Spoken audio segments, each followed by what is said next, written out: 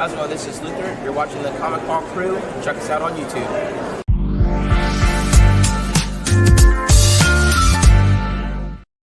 Yo. Good evening, good morning, good afternoon, wherever you are in the world. We are here. It's the Comic Hall Crew. We got Brother Al in the building. We've got Brother Sean Puff is in the building. We expect to have a couple of others join us tonight, but we are here. Gentlemen, how are you doing? Oh, not well. Doing good. Man, I'm still breathing. I can't complain. Puff is made it out of the swamp this week in the slush from the hurricane. So glad to have you here, man. And we're gonna go ahead and get this thing started off right. You know how we do it. You must be out of your goddamn mind. But my prices are reasonable. What? Oh, there they go. There.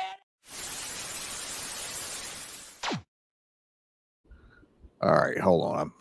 There we go. Right out the gate. Here we go. Already with the nonsense. Cue up the background music. I got it, man. Yeah, I just fired it up. Okay. Hey, that's a green label? No, What's that? it's a blue label, man. 9.9. It looks green. It's probably so old it done turned green. Yeah. 9.9. How is this book? Okay, 9.9 still. Yeah, I mean that's my. Microchip. Come on, man. Yeah, Microchip ain't worth that much. Hell no. Microchip. I think I paid for the first appearance on Microchip for like $5. I was like early in the year. I didn't even do that. Now I'm trying to complete that run, so to get it for $5 was a steal. I wish I knew I wish I knew that. I would have had two of my pennies on the dollar. Yeah. Get you the complimentary tape on the back. G-Man. Yeah, man. We're a month away from G-Man. Just about it. Well, just a little over a month. So, Shout out to the great legend and barbarian Kung Fu for joining us. We appreciate y'all showing up. Yep. But I don't know why somebody would pay $9,500 for such an obscure character. Microchip ain't been relevant since the Punisher show on Netflix. And even then, I guarantee you they weren't trying to sell that for no $9,500. Yeah, he wasn't even relevant back then, to be honest with you. Had a 9.9. that's going to stay there until he decides to take it down. Yep, that's what I was just about to say. He ain't finna sell that. Yeah, that's gonna be a case of the hope strategy.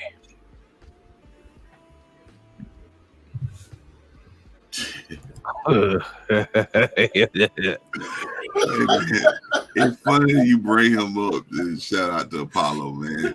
We were talking about Taylor Swift before we started the show, man. It's funny. Leave it to Apollo to come on and with the comment that make us laugh, man. Taylor Swift.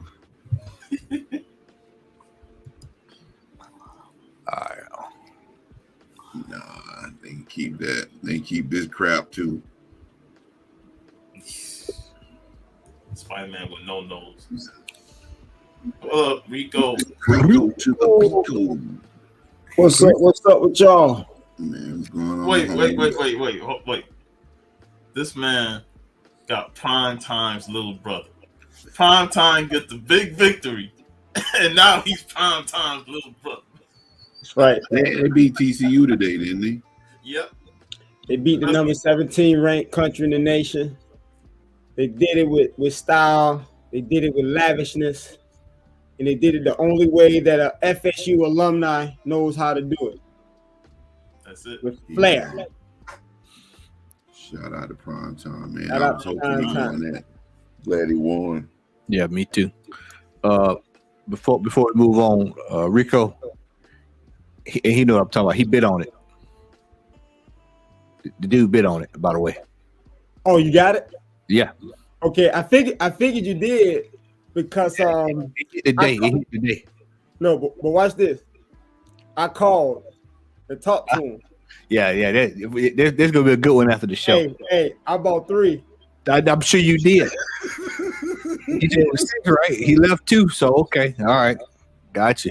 Y'all had a great little heritage show, you know, a couple days ago. Man, appreciate Appreciate it, y'all. man. Appreciate it, man. Man, I was looking for the second print of the 10 Commandments, but y'all was dropping Uncle Tom cabin and everything. Man. They going back in a time machine, boy. But I told y'all Rico got the very first print of the Dead Sea Scrolls, man. So Hey man, somebody got to own it. Somebody gotta have it, man. Somebody got to have it. But this right here, no, thank you. Oh my goodness, what is this? a mess. Wow. I mean, Oh my goodness. Hey, let's get the Spider-Man look like somebody took him out the back of his head and just punched him square in the face.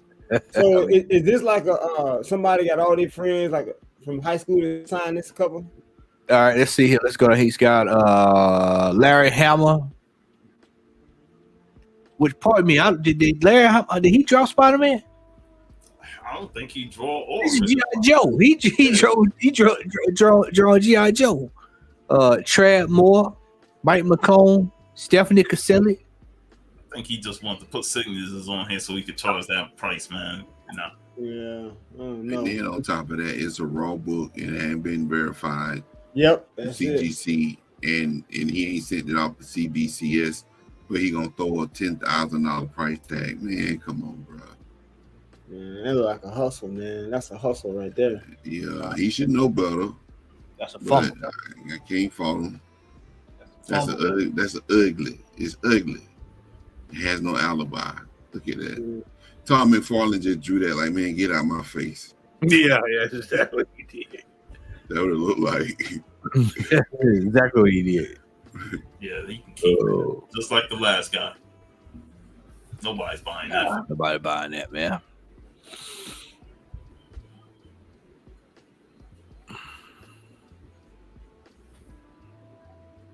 Oh my goodness. Marvel X-Men. This is the first appearance. This is the first appearance of Crazy? That's the one. First appearance of Crazy. That's the personal pan pizza pack. The Pizza Hut book? Yeah, that's the one you got, the personal pan pizza, man. That's crazy. I know this because I had Come it. with the VHS? I mean, this is ridiculous. Yeah, that's ridiculous. Oh, I tell you, people be trying, don't they? $2,700, man. That joker better come with a portal back to 1993, so I can go to the Pizza Hut that they got that from. Because no, That thing better come with a winning lottery ticket. the next $1 billion ticket. Yeah. Yeah, I'm talking about that I can actually cash in. Yeah, man. The comic fam is spoken, Apollo. Pizza Hut book, the new trend now, man. Pizza Hut books, man. Oh, man, don't tell me this was on the list. But you know what? I've been seeing a lot of Pizza Hut books though on eBay. Like for some reason, somebody apparently done found the collection. Hey, Barbarian, guess what else is sealed? My wallet from trying to buy it. Yeah. No, we not. You know, out the quarter bin, yeah, man. We ain't paying $2,700 for this, man. You can go buy you a giant size X-Men for that. Yeah. Golly. High grade. A giant size X-Men. You spending What's $2,700. that 7.0 go for? Right here. This look at that. $200 more. You can get, Look at that, man. Oh my God. Hold on. What? look right here. Look right there. Dude, you could get, so you mean to tell me you could get a 7.0 Giant Size X-Men 1 for under $3? Man, that book is dropped. It sure has. Yeah, I told you, man. Yeah. Gracious, that book is dropped. Yeah. I remember we had that conversation about 3 weeks ago. I said, hey, man, if anybody looking to get one, how you doing? I will. If you're looking to get one, this time to go sneak around and get one. I'm seriously thinking about getting me another one. Well, look, I understand the market. We've experienced these, but certain books have kind of held. You know what I'm saying? Its value for the most part. You know what I'm saying? That book has dropped a lot. Yeah, drop it. I mean, it's going far side. Wow. You know what though? I would actually snag that signature, that 4.0. What that How one much go is that? That one's 26, and it's got Chris Claremont's signature on it. So let me ask you a question. So you would rather pay? Let's say they were the same price. Let's just say they were the same price. Let's say they were both 2,600. So you would get the 4.0 Claremont signature than the 7.0 non if they were the exact same price. Okay, that's what's up. Because I mean, Claremont is and Claremont's the Claremont reason why I'm in the. he didn't even write that issue. It was Len Wein that written it, right? Len Wein and Dave Cockrum, but still though, I mean, he kind of. It got his signature on it, man. Like I said, I would rather have his signature than Stan Lee's all day. So Gotcha. There you go. Yeah. that's number 2, I think. I got number 1. I need that mask though. That mask is hard to find. Now, aren't there 2 masks though? Aren't there 2? I don't know. I know there was one that it was not a plastic one, but it was a cardboard mask that came included with the book. Okay. You talking with Captain Britain? Yeah, Captain Britain number 1. Okay. I didn't know that. That's gonna actually run you more money than the first book, the first issue for the most part, because it's super hard to find. I've seen them on eBay, but I ain't paying no $300-400 for no darn mask, man. They crazy. Yeah. No one cared who he was until he put on the mask. Oh, that's why they sell it first, Psylocke, man. Is that for real? Is that the first Psylocke? That what it say? I don't know. I'm like, I don't recall that being the first Psylocke. Me, I don't. After she showed, I want to say she might have showed up, but I don't mean. All I got is number 1 out of that series. I ain't got nothing else. You looking it up, Rico? Yep. Looking it up. We're gonna verify. What they say when you watch the local news? Verify yes or no. gonna verify. Yes, it is. First appearance of Betsy Braddock, later becomes Psylocke. So it's really her first appearance before Yeah. Psylocke. So it's kind of like Richard Dragon's Kung Fu, where you had Ben Turner in number 1, but he doesn't turn into Bronze Tiger until number 18. So she becomes Psylocke. I want to say it might have been that New Mutants book. I can't remember. It was an annual. Dang, she got a lot of. Hey, look up Captain Britain number 1. I want to see how much that's going for. Yeah. First appearance. Man, where's her first appearance or something? Hold on, go back up. What is that? That's a 9.8. 9.8. Yeah, so she doesn't become Psylocke. Well, she doesn't take on the name Psylocke until X-Men 213. Okay, appreciate that, Paulo. Yeah. First United States. Wow. All right. Well, that is settled. All right. Here we go.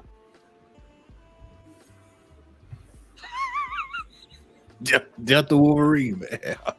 That damn Stan Lee signature, man. But I'm gonna be honest. This is what the pandemic did. The pandemic created, Chaos. Shout out to Key Collector app for allowing the pandemic to build an amazing, and I'm being facetious, platform, because what he allowed this pandemic to do is make everybody allowed themselves to make a book of Key. The first appearance of, T'Challa with a do-rag. You know what I'm saying? Everything became a first appearance. The first time Sam Wilson and T'Challa gave each other a high five. You know what I'm saying? The first time T'Challa put his fist up in the air, said, "I can't take it no more." Didn't I remember when Iron Man and Doctor Strange gave each other a high five, and then that happened in the movie, and they try and make it seem Dude, it's like when think about that book when Captain America in the movie grabbed Mirror, the hammer. Yeah. And that book just went crazy. Same with the one where Iron Man wielded the Infinity Gauntlet. Apollo Crews, the first. That would be. I think that's Black Panther. I think that's in the Ta-Nehisi Coates run when he first wore the do-rag. It's when he was in space. Man, I thought you were playing. Like, for real. I think I got this one too. I think No, I got it.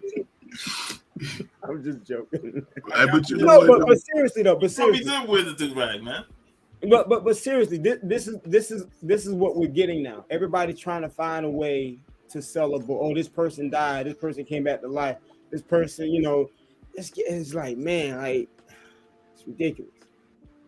I agree, Rico, because Larry and I talked about it on one of our previous episodes of X Factor, and we were talking about that Wolverine book where when they actually leaked the photos of Hugh Jackman wearing the yellow and blue suit. Mm-hmm. And I said on that show, I said it gets to a point now to where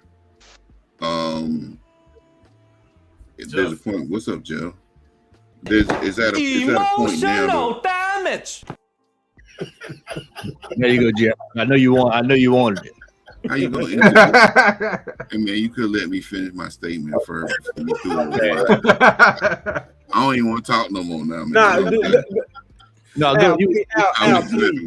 Al, please. I was paying attention before you were so rudely interrupted. Go ahead, Al. Go ahead. I mean, I'm telling you, man, went right quick, man. No, I'm just playing. Let me go and say what I gotta say. Well, Wolverine. But yeah, man, it was just one of them situations, man, where a character is subject to get a costume change at a whim in a book, and to set the precedent that a book can actually be jacked up $15, $20, $30 because somebody changed the costume, man. It's lowering the bar of what a key is actually supposed to be, in my opinion. Right. So, I mean, there's certain things that's going to happen that I feel like warrants a book to be a key. And there's just certain things, man. It's like, and I made the, Jubilee like to chew gum, and she show up in an X-Men movie and pull out a stick of double mint gum, and next thing you know, the first appearance of her chewing some gum, and the X-Men book is gonna skyrocket, man. Vampirilla got white knee highs. Oh, yeah. Yeah. No, y'all remember Thanos copter? The Thanos copter? Mm-hmm. All of that, yeah, I remember that. And that went up because of Loki. Because remember, it was the wreckage when Loki and them went to wherever they went to, where they saw that Thor frog went up and it's like the bug man, what was the frog man? The frog man. Then you had that what's that issue of you were trying to get it for years, that Marvel team up. I can't remember which one it was. It was the first appearance of Frogman. Larry found it at a comic store for like $3, and that was during the time that he actually showed up on She-Hulk, and it was being offered for like $30, $40, $50 for a character that nobody cared about until he showed up, and then they don't really care about him now. Don't forget about the classic. What's his name that popped up on that teamed up with U.S. Agent. Battlestar, yeah. And that book went ballistic. Yeah, that book did go crazy. That book went crazy. I was like, y'all kidding me, man. This is then he got after what, 3 episodes? 3 episodes and got his back broke on a concrete pillar, man. Come on. Man. Y'all really tripping over these keys though, man. For real. Yeah. And if y'all really cared, y'all would have been had them when they were in the buck bins. There you go. Exactly. And it's like yeah, but this is a hard extremely hard pass, man. Last paying that for that, man. Chef Jeffrey, welcome to the panel, brother. All right, glad to be here. Yeah, here we go. Superman comics. I mean, this is just Come Superman. on, come on. First of all, what we don't trash Superman for getting his ass whooped on all these damn covers, man. The first thing they show is Superman getting his ass whooped, and we're gonna try and sell this lot of Superman books for that much. Like, these books ain't shit. They ain't worth shit. They're dollar books. Dollar book. How much you trying to sell them for? We finna Too go much. back. Good man. Buy it now, 3,000. Buy it now, 3. No. I'll get myself a better Vampy for that, man. Jesus Christ. I mean, that's ridiculous, man. When I saw this, I said, this is stupidity, man. Extreme. That's some expensive toilet paper. All I gotta say, man. Taking the piss. Look, this person is taking the piss. Yeah, you ain't lying. That's crazy. All that stuff is in dollar bills. Even Superman 500 ain't all that. Ain't worth a lot. Mm-hmm. It's disturbing. But you know, this is what we do. We highlight the stupidity of eBay. The There you go. audacity of hope. Yeah, this is. That is definitely audacity of hope right there. Yeah. Matter of fact, that's the We spotlight audacity. the gutter trash of eBay. Where you at? Let me go. Where you at? Let me get it straight here. I Break it think up. Jeff just came in here. Just Gutter trash. Yeah, that is bad. That is bad. All right. Emma Frost. Okay. lot of 5. 1,500. And all Greg Horn covers. I mean, they some nice covers, but they ain't Yeah, $1,500. they ain't no they ain't no grand worth of Yeah, that's the cover right there. That's it. They're promoting the post.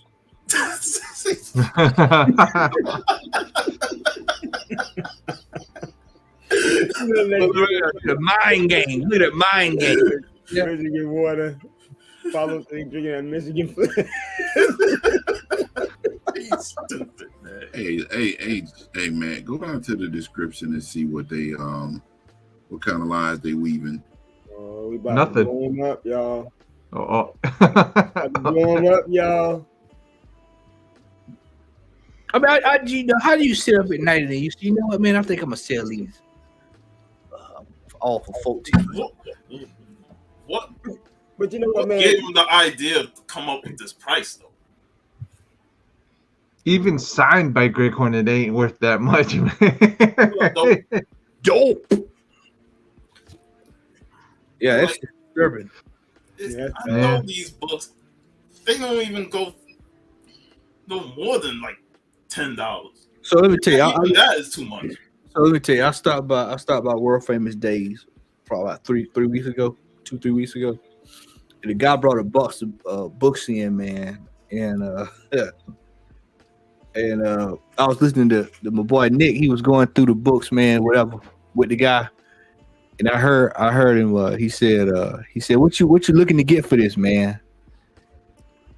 And I think Nick was like, "Man, I give you," because he had Spider-Man. He had some Spider-Man keys in there, but he took 300 out. But here come the kicker. He said the guy was like, "Yeah, man, there's some good stuff in there, man." And then Nick said, "Hey, man, I mean, he said we talking about a man called Kev, man." He said this ain't it. He told, and if we all who know, man, a man called Kev is like the from was it Wildstorm or whatever, but it's 90s trash. And I just started shaking my head because I already knew what was coming, man. And the dude was like, "Yeah, well, I'm looking to get 500 for that box." He was like, "No, man, he said I couldn't even sell this box for $500 if I bought it from you." He's like, "No way." Wow. Wow. People really overestimate gutter trash. It is great. Right here, what we're looking at on the screen is a classic example. Do y'all think sometimes though, not all? Do you think sometimes this may be maybe somebody that may have inherited some books and they just don't know and sometimes like they just hear, oh, comic books are going for crazy money, so they get these books. They have no idea, so they just assume that what they have should be worth X amount of money. I mean, I don't know, but I just don't understand the logic behind something like this. Like, I think that's part of it, Rico, because you got some people, they don't know better. So Right. they get online and they post the stuff thinking that they about to, hit them a lick without consulting somebody and say, hey, like that Superman, like, no, bro, you better off just using that to fire up your grill because you ain't gonna sell this. Yeah. You ain't gonna sell this on eBay. You know what I'm saying? But yeah, I tend to think that sometimes, and I just tend to think sometimes you just got some people, they just ignorant and they just don't know. Hey Matt, what that first Polaris down there go for? Oh boy, This is silly money anyway. I've seen this at shows going for silly money. That's the second appearance. The first appearance is That's actually, I've seen that go for silly money before. Yeah, I've seen that go for crazy money too. I think that cover. It's the cover. Yeah, because it's the Renko. Because her first appearance is 49. That's 50, I think. Yeah. I didn't pay that much for mine though. Oh, buddy. It's a dope cover though. It's really nice. So what do y'all think about covers where like this cover you're saying, like, her first appearance been the cover before? Like, for example, let's look at Bishop, right? 282, he's on the cover of that book, even though that's considered his cameo appearance. But the fact that he's on the cover, it's a pretty dope cover. I think it's a dope cover. I always like that cover. And I ain't gonna lie, 283 is trash. That cover is absolutely trash. So do you think a lot of times, sometimes it's that cover play, and even though it may be a cameo, almost like Hulk 181, right? Hulk 180 is his first appearance, but he's on the cover. It's a classic cover. It's an epic cover. So it's like that's the book. You know what I mean? Yeah, technically, if his first appearance is 180, then that's the book you want to get. But the iconic cover is always the one that draws the people in. You know, in the case of Bishop, like, he has the big cover appearance on his first appearance issue, but he only has one panel at the end of the book, just like Wolverine did at 180. Right. And I like, because isn't 183 the cover with Storm on there and him? 183. I mean 283. 283. Yeah. That's the one with Storm. That's the one with him and Storm, and he's like kind of. He's on the edge of the book. Yeah, he's at the edge of the book. Yeah, like, that's a horrible cover. I like it, but I agree. The first appearance of Bishop cover is classic. Yeah, it's a classic cover. It's a dope cover. Oh, 266. 266 is, let me see. That's not too bad, man. That's actually low. It's okay. I mean, art wise, it ain't really you want look okay. This the time to go out and buy. But I was actually thinking about picking up. I got that one we got from the. No, that was you bought that one. I got one from somewhere. And I can't remember where I got it from now. What are 9/8 in this book going for? Is it over 1,000? No, it can't be, man. Let's find out. 9/6 is 227 that you just passed. Yeah, let's see. I mean, 9/4 going for 200. You got 9/6 is 320 best offer, 9/8 best offer. So it's probably 500, 550, somewhere like that. Yeah. Possibly even 4. I go a newsstand for 200. So, wow, newsstand. Wow. Yeah. So yeah, this is the time to be buying stuff that you want to get. Don't wait till they show up on the screen and it's going to be $5,450. OBO. I'm tell y'all another book. You probably already got this one, Rico. You probably got a couple of them. That Blue Marvel #1. You talk about the value of a book dropping. Mm-hmm. Even with a low print run, man, you could get that book for fairly reasonable price right longer now. Yeah, that book is dropped. Matter of fact, let me tell you what's so funny. I was at a local con. And Look at that. This was right before the pandemic started kind of subsiding, but the prices were still a little crazy, but it was kind of the prices were going down a little bit, and the guy was selling a set for I think close to $2,000. And at one point that was nothing, and I was like, and then he said, you know what, man? He said, I'm trying to move the set. I'll sell it to you for like $1,400. And I was with someone. He was like, man, that's a pretty good price. And he was like, yeah, man. And so I pulled up my phone and I said, well, I'd buy it, but I have 5 full sets already. So his mouth just dropped. So I was like, and I was getting mine at like $20. Like I was buying mine like back in the day for like dirt cheap. Yeah. So yeah, man. So that book, they're gonna have to be careful with this character, man. You know, I wouldn't even bring this character out into the MCU anytime soon because just the way the MCU is moving right now, they're hurting characters and hurting books right now. Remember when WandaVision came out and people were specking on him being in there because of Monica Rambeau and the secret character that she might be associated with. Yeah. You know, people was kind of blowing this book up because of that. Yeah, that book spiked in. It's crazy. A lot of that price is baked in. I think even if he showed up, let's say he shows up in the Marvels, which I don't think he will, but let's just say he does. I think it's so much money already baked into this book. It's not gonna. It's probably gonna drop in price. It's probably gonna go up a little bit for about maybe a week, and then after that, it's gonna drop. Yeah, because so much of that money is already baked in. All right, next up. And they got 4 available. I got 4 myself. Hey, sell it. Yeah. Good job. And I got her first appearance down here. That's ridiculous. Image Comics. Wow. Hey man, go ahead and drop them so you can get you another vampire. Yeah, I know. I might as well just drop them. Yeah, get him a Vampiro. Get him a Vampiro. Vampiro. Hey, Vampiro autograph. I don't need to get that. Hell, he get some Frazetta stuff too. That ain't J. Scott Campbell, is it? Nah, that's not J. Highly desirable and collectible. Greatness subjective. Judge for yourself. Highly desirable. Who is asking for this character? Where is the desire for this character? Apollo asking for it. Fire and desire. She's dollar bin father anyways, man. It's you find her in the dollar bins more than anything. Yeah, that's where you always see a 90s image. Yeah. Dollar bin. You ain't lying. Supreme, Prophet, Blood Strike. Yeah. Young Blood. Yeah, that's bad. Cyber Force, you name it. Does it say it's her first appearance? It doesn't matter. It doesn't No, matter. I'm just saying if it's it, that's not her first appearance. If they say it doesn't say first appearance. That's Dark Child Remastered. But it does say high. It does say high grade.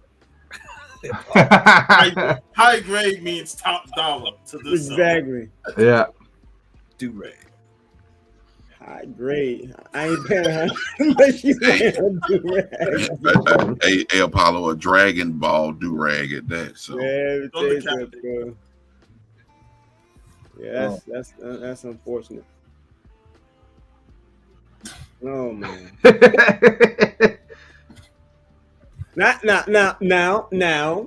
a minute, Rico. Wait a minute before you even, because I know what you're going to say. So what am I gonna say? His first appearances in a comic book is in Love is Love. Me and y'all got it. Okay. That's right. So I already knew you were going to go. Like, Okay. nope. I'm like, nope. I was gonna say if that's the first time he shows up, that's probably cheap. But you're right. it was a short story. I didn't even read it. Me and Matt bought it at was it Origin Store? Yeah. And that's the only reason why we bought it. Harry Potter. What's going on, brother? Uncle Roman in the house. So let me ask you a question though. Is that his first Entertainment Weekly. Well, no. What about is that a first appearance on a magazine cover? I don't know. It could be. That would be kind of, I'm gonna go ahead and get it. Man, that I mean, right if it was there. signed by Radcliffe, I can see. But Yeah, I was just thinking that. Yeah, go ahead, go ahead. Go ahead, pick that on up, man. It's right there. There we go. So you know how we had Audacity of Hope? That's the Audacity of Nope. Yeah. For me. We're Not not gonna doing. happen. I'm good. Magazines. I'd rather look at all those Word Ups and Fresh magazines that we looked at early in the year. Let's do a check in on that. Let's see what our word up. I ain't gonna do fresh because foolishness pop up on the fresh. Yeah, you put fresh in. Yeah, some words come up, boy. You gonna I already know what come up with. you gonna fresh. get I don't striked. want to see that. You keep about to get shut down, dog. I can tell you what words not to put in, even with good intentions. Oh shit, the popcorn. Oh wow. What are they selling for? What's sold listings, man? What are they selling? Let's go to Soul. Let's see what they're hitting for right here, y'all. Look, you know, Let's do Click on highest. Let's see what they have. $30? Wow. Yeah. Dude, people are sleeping on these Word Up magazines, bro. Wow. I'm telling you, bro, these things go for crazy money. And 400 they're not easy to find anymore. No, man, I have looked and looked and looked and looked. And I've been to flea markets. I've been to Smiley Flea Market. I just knew I'm going to Smiley. They got them at Smiley. Nope. Hey, but aren't y'all glad that I mentioned that on that show that night? Yeah. Mm-hmm. Yeah, absolutely, man. Yeah. Hey, Wow. that ain't chump change right there, man. Oh. Them look like $3, $4 when they came out. Oh man, dude, I think anything over $30, that's. Well, I would have loved to have been the winning bid on that Run DMC for $40. Oh man, who you telling? That's crazy. Yeah, that pot book go for 30. Damn, I missed out. Wow. Man, shout out to Big Phil, man. Big Phil has original artwork of Billy Graham, where he drew Salt and Pepper and Spinderella. It's freaking amazing. Really? Oh my God, Billy Graham, like the Billy Graham. The Luke Cage Billy Graham, right? Yep, Luke Cage, Billy Graham, Vampirella, Billy Graham, right? You know that first Vampirella, he worked on that book. Yeah. He did this. I think it's 2 or 3 pieces. I know it's Salt and Pepper. Maybe Big Phil can correct me. I think there's a Spinderella, but I know it's Salt and Pepper. And he got the original artwork for that. Man, it's absolutely amazing, beautiful. Yeah. All right. That's pretty damn cool, man. Yeah, that's awesome. It need recent sales too, man. This ain't like no, bro. That's what I'm looking at. I'm like, those some great sales, man. and they need raw. I mean, look at this. Straight naked. Yeah, that's raw right there. Man, So question. What is setting this? Is this the most valuable hip hop magazine? Look at that split on the side. Man. I would say either this or Right On. Right On. It's gonna be one of those two. Yeah. It's right on. Yeah. I mean, especially with the these are another one that's expensive I too. ain't seen Black beating. Yeah. Black Beat, another one that. True. Wow. All I do is think of you. Look at it. Wow. I get so worried about these little simple things, man. High five. Man, shout out to Tony Thompson, man. Shout out, man. Rest in peace, man. That dude was something. That dude was dope. He was actually, Yeah, he was. Yeah. you know, 2 of them in prison. Wow. What? I never knew that. Yep. Wow, man. Times get hard, bro. Yeah. Hey, but you learning something, Shannon. That's why you him. Good to see you in the chat, though. Top 3. So we all say top 3. Right On, Word Up, Black Beat, or who? Or would you? Probably. Yeah. I would say so. Yep. It was crazy, man. Everybody on this panel probably had some of these at some point. Oh my gosh, bro! I'm crying right now. I mean, I had quite a few Word Up magazines and Right On. Like I said, I used to do the pen pal correspondence in the back of the book. Oh man, it's crazy.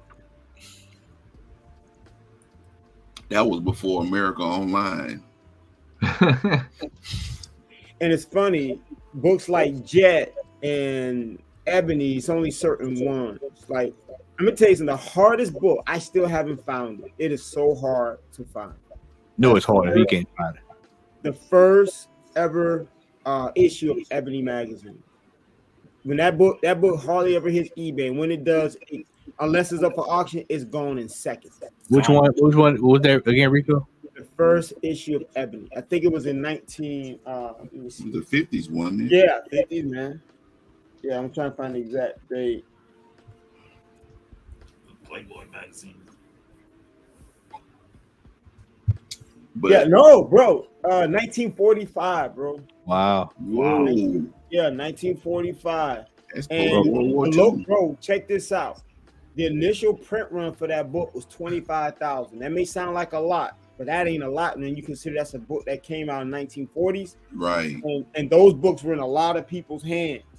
So I'll be shocked if there's 1,000 floating around. I'll be shocked if there's 1,000 floating around. Considering, you know, back in those days, people would throw books out, you know. Yeah, they threw it away. Yeah, they weren't keeping those books, man.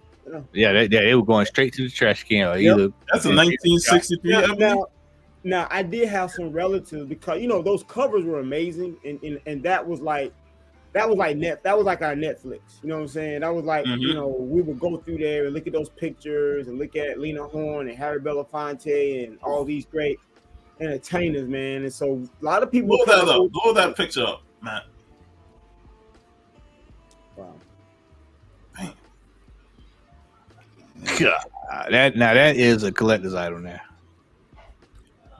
When we get into the after show, I'm gonna show y'all some books that y'all can jump on that's like crazy steals right now. Oh man, James Brown.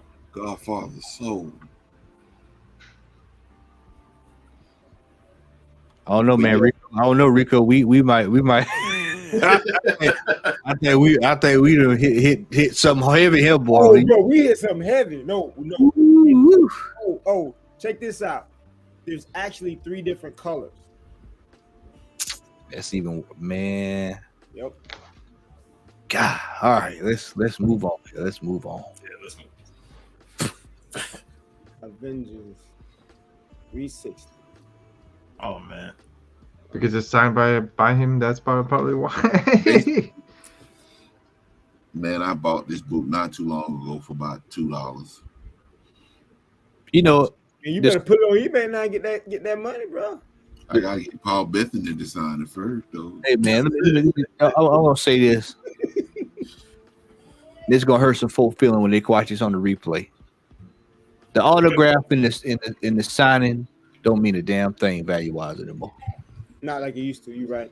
Mm-mm. If the person and Shannon in the chat, we talk about this all the time. You have to get somebody that don't normally sign anything Yeah. You to sign. Like, see, Bo Jackson. A lot of folks don't know on the Bo Jackson. You know, the infamous where he hold a baseball bat over his back. Yep. He will not sign that photo because he didn't get any royalties from that photo. Wow. But there are times where he has signed it for charity and it go for top dollar. Yeah. It's like Bill Russell. Bill Russell Yeah. hardly ever signed. Yeah, that's what you buy. You buy stuff that the people don't sign. You know, if you can't find the signature. The rarest of the rare. Yeah. Yeah, Like it's like Magic Johnson. Like I'm a huge Magic Johnson collector. I have a crazy Magic Johnson collection. But Magic Johnson will sign your socks if you let him. He signed no, Magic signs everything. Like everything. So his signatures don't really go for so much because he signs so much.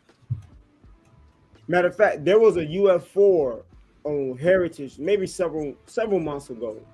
It was 2, as a matter of fact. One was signed by and it was the variant one. It was like the very expensive, the Gerber variant. yeah. One was signed by what's the writer name? Bendis. Bendis, Michael Bendis. One was signed by Bendis and one wasn't. The one that was signed by Michael Bendis, I think, sold for $5,000 to $10,000 cheaper than the one that wasn't signed. So that's why when I was asking you, Al, but now I appreciate Al because Al loves Chris Claremont, and I dig that. I dig it if that's if that's part of your PC, and you enjoy that person, their writing, and you want their autograph. What did they say? Stan Lee was signing. And But the problem with Stan Lee was signing, wouldn't even know he's signing. Yo, he wouldn't. That's Yeah, Yeah, they just put anything in front of him and he was yeah, signing. man. That's what made his last few years sad. Like, Yeah, it was very sad, and you can see it in the signature too, man. Maury Turner, one of my favorite comic artists ever. He signed. Now he didn't sign a lot, but he signed late in his years, and you can see if you have some of his early signatures and some of his older signatures, you can even see how the writing was there. He would even draw the characters later in his years as he was, passing right before he was passing. And you can even, and those are beautiful sketches because you can kind of just see the hand and the lines aren't as sharp.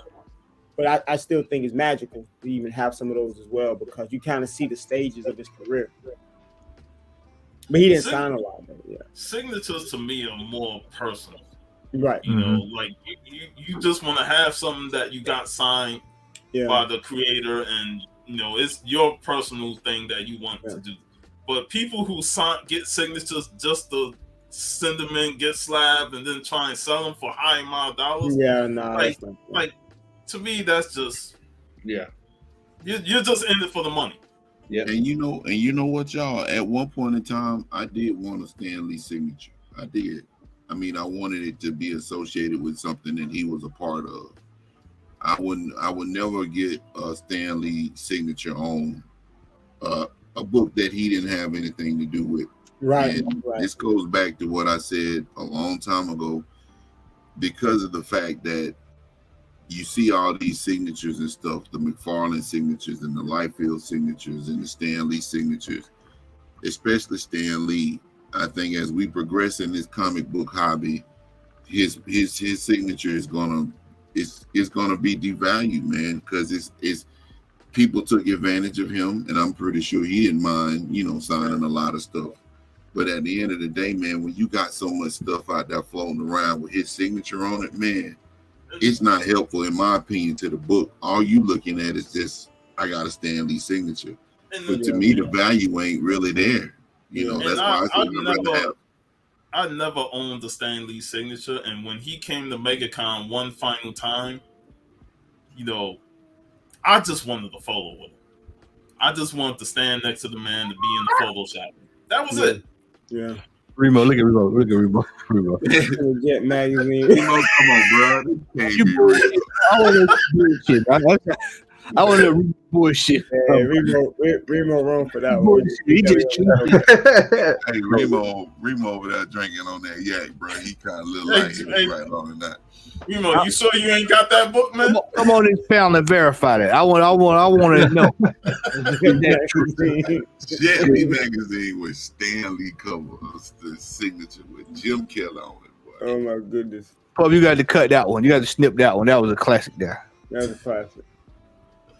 Yeah, man. Yep. Because Jack Kirby didn't do a whole lot of signing. No, he didn't. A lot of his stuff I heard he signed on the inside. Inside, yeah. Yeah, inside. Yeah. So if you got some of his on the outside, then it's like, hey, that's top stuff, man. Yeah. But a lot of the older cats didn't sign on the outside because that was like desecrating the cover. The cover, man. Yeah. They signed on the bottom tip of the inside of the first page. That way their signature's not blocking the F-16. Yes. Mark Waid does that. Mark Waid does that to Kingdom Come because he doesn't want to sign Alex Ross's cover. He always signs the inside of the book. That's crazy. Yeah. Oh boy. Well, at least you get two. That buy one get one free.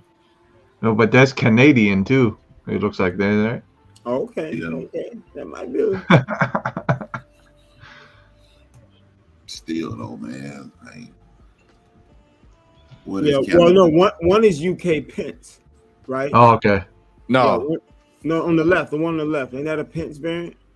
Let's go. Look at the price tag. Oh, yeah. I can see that, yeah. Well, maybe not. I don't know. No, it had the Pence thing at the bottom up under it, so I just assumed. It's not worth whatever it is for. We know that. This how he just Just go ahead. Chris Tucker. And you see, the thing is like they automatically think because it's a 9.8, like that God charges And let me say this now for all these 9.8 chasers, because I laugh at some of y'all. Hey, hold on, Rico. What did we see 9.8s going for the other night? We were sitting up the other night, and we Which watched one? them books in Heritage, and we were watching that Oh stuff. yeah. We were just watching, yeah. the bottom basement going for 3 5s. Yeah. I think what people gotta understand is not all 9.8s are equal. Nope. Like they are not equal. I know cats who will buy 9.8s that look like 9.0s or 9.4s or 9.6s. The wrap is trash. It's slanted. It's horrible looking, and they just happy to have a 9.8, and they don't even care for the book. They don't even like the character. They just want the 9.8 because everybody else had it.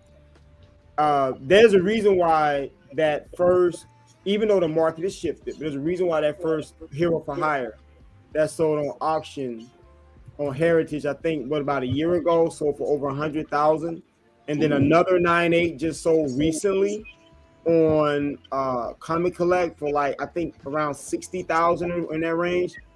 A lot of people are like, "Oh man, the book." If you put those two books next to each other, they look completely different. Mm-hmm. Yeah, the 9.8 that sold on Comic Connect, I ain't gonna lie, the wrap was absolutely horrible.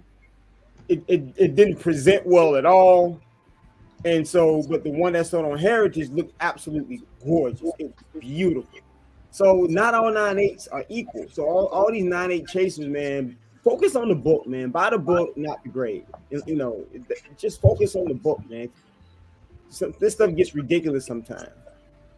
And here's the reason, Rico, I mentioned that about that John Size X-Men, getting that 4.0 with Chris Claremont signature. You buying the book. You focus. Right. That's why I say I respect that. You buying the book, not the grade. That's why you heard what I said. When you said, I was like, yo, that's what's up. And I was like, man, I thought that was dope. You focused on the book. You willing to go a lower grade because you want Chris Claremont's signature. I think that's dope. Because you're not grade chasing. Now look, for the investors out there, I'm not telling y'all how to flip and manage y'all money. Do what y'all do. Look, make your money, man. But it just gets ridiculous with some of these 9.8s sometimes. Because I've seen 9.8s that look absolutely horrendous. Matter of fact, there was a book that sold on eBay. It was a McFarlane cover. It was a 9.8, and the guy was literally, I thought what he did was amazing. He was literally showing all the flaws. It was a 9.8 graded book, and he zoomed in and he talked about the book all these problems, and he even said does not present like a 9.8, and he was selling it. And I thought that was cool that he lowered the price, and he was like, obviously he didn't want the book anymore because the book probably didn't present well, and he was actually trying to sell a 9.8 cheaper than what other 9.8s were going for. And so yeah, not all 9.8s are equal, man. These are human beings grading these books, man. And a lot of times they're grading in bulk too. They're grading them in bulk, rapid fire. Yeah, exactly, man. So man, not all 9.8s are equal. So just because you got a 9.8 and one sold for $3,000, don't mean the other one won't sell for $3,000. Might sell for half that. Might sell for $2,000. So don't. Not all books are the same. Yeah.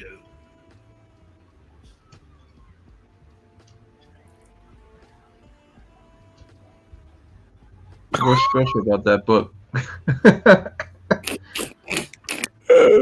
We're lucky kissing a porcupine. Sonic sister. But No.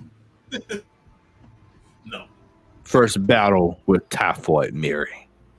The only thing. See what I'm talking about? Mary's not even on the cover. See what I'm talking about? First battle with Typhoid. Look at that. Look at that. Typhoid Mary. Look at that. First, yeah.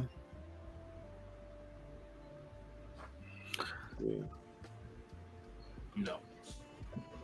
It is raw. I mean, come on, bro. Like y'all be tripping me. They trip me out with these books. You trying to sell a book for $1,000, but you done laid it out on a cabinet or a countertop with no protection. I was hoping he had a beat up trapper keeper like that Spider-Man 2099 we saw earlier in the year. Hey, Puff, that presentation was horrible, wasn't I mean, man, he was trying. Hey, Puff, I That got was to feel classic. bad. Bro, I gotta feel bad. I wanted to send him a donation, man. I was like, maybe that's the best he can do, dog.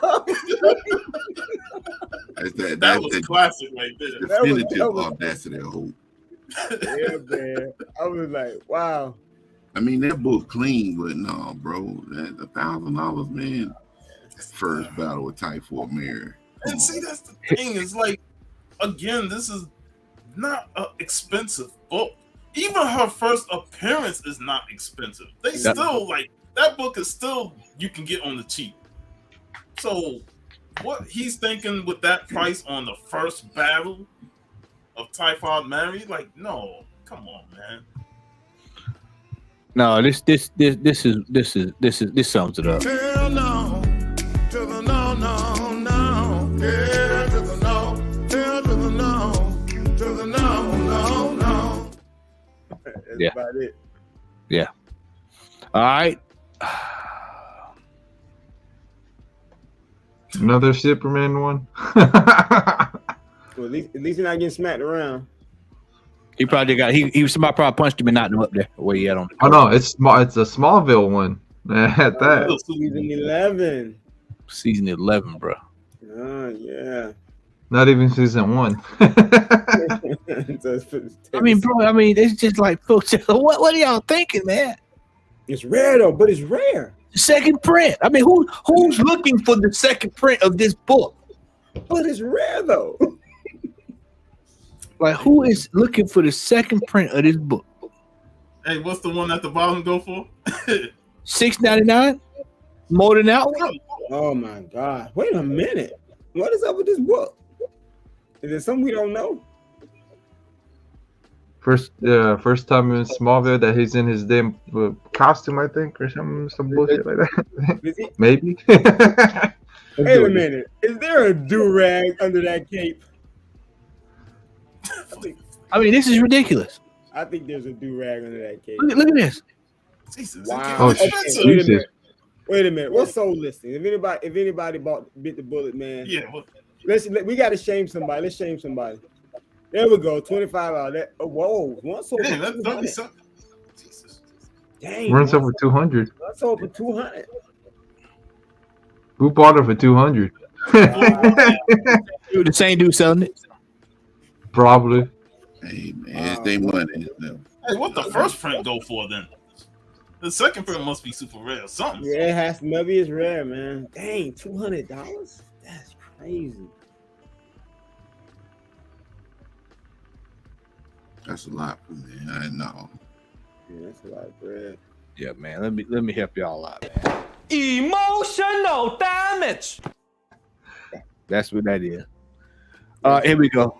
I saw this and was like, what the hell? Crickets. Oh yeah, man. That's the full set. That's crickets, man. You don't know about that? Hey, man. That's a must-have.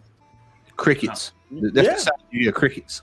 I thought this was some type of horror movie or something, man.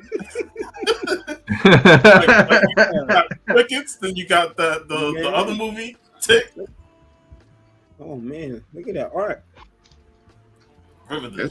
That's some 70s. No, it's 2007. Yeah, it's 2000. Oh, Uh-oh. You know what crickets is? Yeah.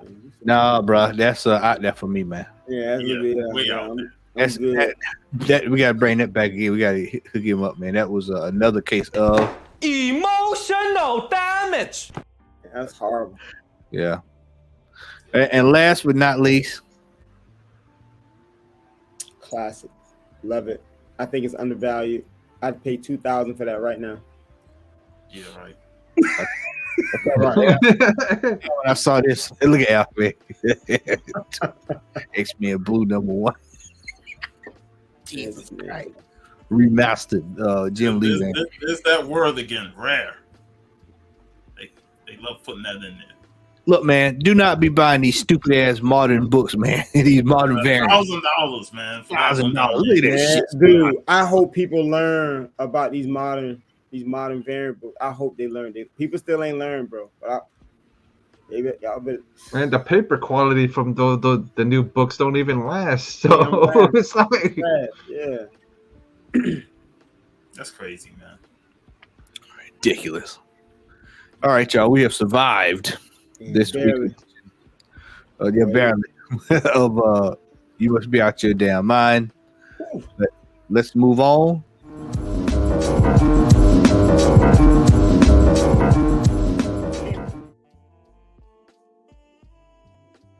Curious about this one. All right. Number 10 on this week's cover price. Top 10. There will be no CBSI this week. They have not updated. I'm not sure what happened last night. Hope everybody's all right over there. I know it was an emergency last night. So, number 10, New X-Men 114. Top weekly sale of 166. Now, Jeff is on here. Jeff can attest to this. Mm-hmm. You know, I was gonna get the book, but I put it back. Jeff picked it up and he said, "Man, this book here that's going to Al, Mm-hmm. you know, it was $15 at Blackbird Comics, $14.99." Yeah, because I remember watching the show. I'm like, is that So I needed it, but Al needed it, and then I'm like, "What? Well, G-Man's getting a copy for Al, so I won't get it." But then Jeff snuck and bought it, so now Al's gonna have 2 copies. Well, you can sell one for your That's why I was extra giant size backstage. X-Men. Say, hey, get it graded, sell it for the price that these people are willing to buy it for, with all expensive stuff, and then use that for your giant size one. And I appreciate that, man. But anybody that's willing to pay $166 for that book, No. they deserve to have all their money took not taken, but took. I mean, it's so foolish. Mm-hmm. Al, when you sell it, just make sure you put rare in the description. Yeah, Like, make sure. and we've done that skit so much, man. I mean, as far as you must be out your damn mind, everything going. Put rare, hard to find. Hard to find. Hey, Amazon Prime. I'm gonna make it rhyme like. and then you got eBay 101. I had a train. The man with the train. Apollo, you remember that shot, Apollo, for remember. and then you make sure you use the red logo with Donkey Kong on it from the There you 90s. go. There you go. Right. I'm selling that thing to the hilt, boys. By the time I get done with it, somebody gonna think that was the 10 Commandments I'm trying to sell, man. For real. Yeah, eBay 101. Number 9. Let me just say it real quick. The reason that's an homage, that's a cover homage right there, number 9. Yeah. But the reason why I say, and I mentioned this to Matt, though, I mean, the character that this book is on this chart for hasn't even been confirmed to be in the Deadpool movie.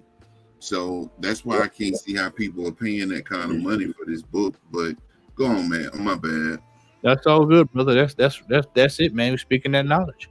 Number 9, the Amazing Spider-Man number 32 homage variant 1 in 50. Still not better than the original. We're gonna keep it moving. Just buy the original. Yes. Mhm. Isn't that homage to the Amazing Spider-Man with him in the black suit? The black suit, yeah, the black suit. All right. Number 8, X-Men 266 top weekly sale, $750 with 128% increase over 7 days.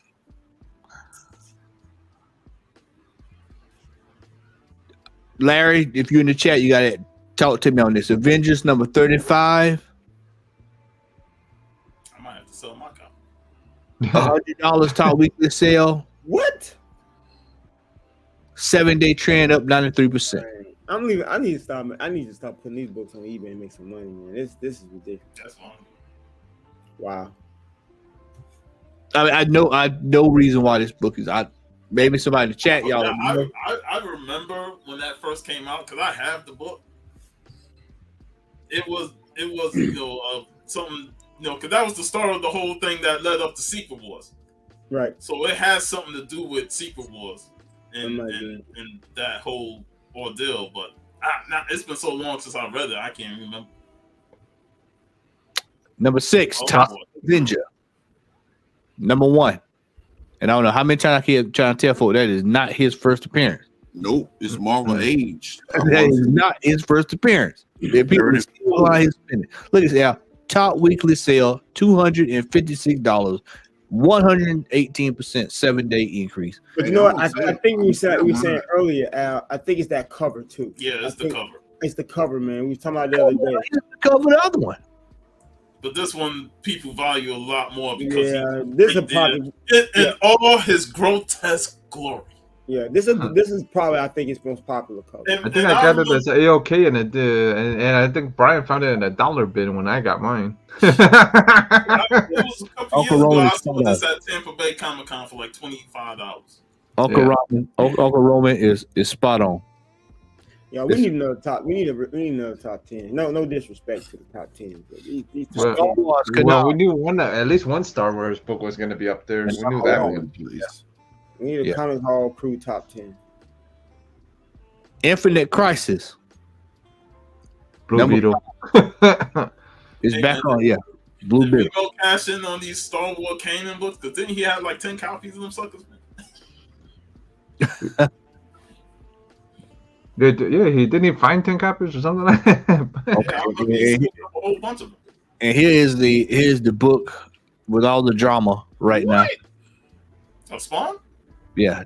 So basically what happened was this was supposed to be a book that it did not come out due to the pandemic. If I got it, Remo, if you're in the chat, if you can hop on and explain this, because I'm pretty sure Remo know this better than I do. But if I got it right, this book was not supposed to come out during the pandemic. This one cat had an allotment of them.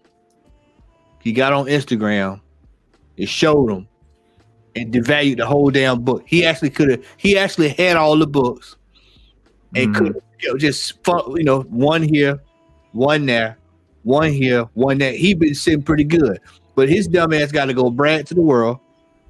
I got a whole plethora of these books. If anybody's interested, and shot himself in the foot. And I think they said the value of this book just pretty much tanked. So That's the same thing I heard about it too. About where it was a limited. What was it? It was a low printed and whatever, and something happened, and somebody found a allotment of them and devalued the book. House fine. Yeah, And it was supposed to be a Mortal Kombat exclusive. exclusive. Yeah, they came with the game or something like that. Number 2, here we go. Dollar Bin King. Well, this is one of the kings of the dollar bin. I mean, world class. You know what that brings? Hold on, I gotta bring him out of retirement. Right there, baby. Right there. Out of retirement. Dazzler. Number 1. Now you can bring up your Taylor Swift, Apollo. You've been bringing the name up also. Just let that sink. Let's go and get both of them in there. Dazzler. Let's go. $2,000. Top weekly sale at number 1. Look at this. X-Men 130. So the number below it is how many got sold, right? Yeah, weekly. Yeah, 54. Damn, 54 copies for that. Hold on. Can I bring another one out of retirement tonight, Al? Oh, Knock yourself out. Here, Pierre, weigh this up. Yes, sir. And keep your thumb off of them scales, or I'll blow it off. She's pretty small. $10. $10?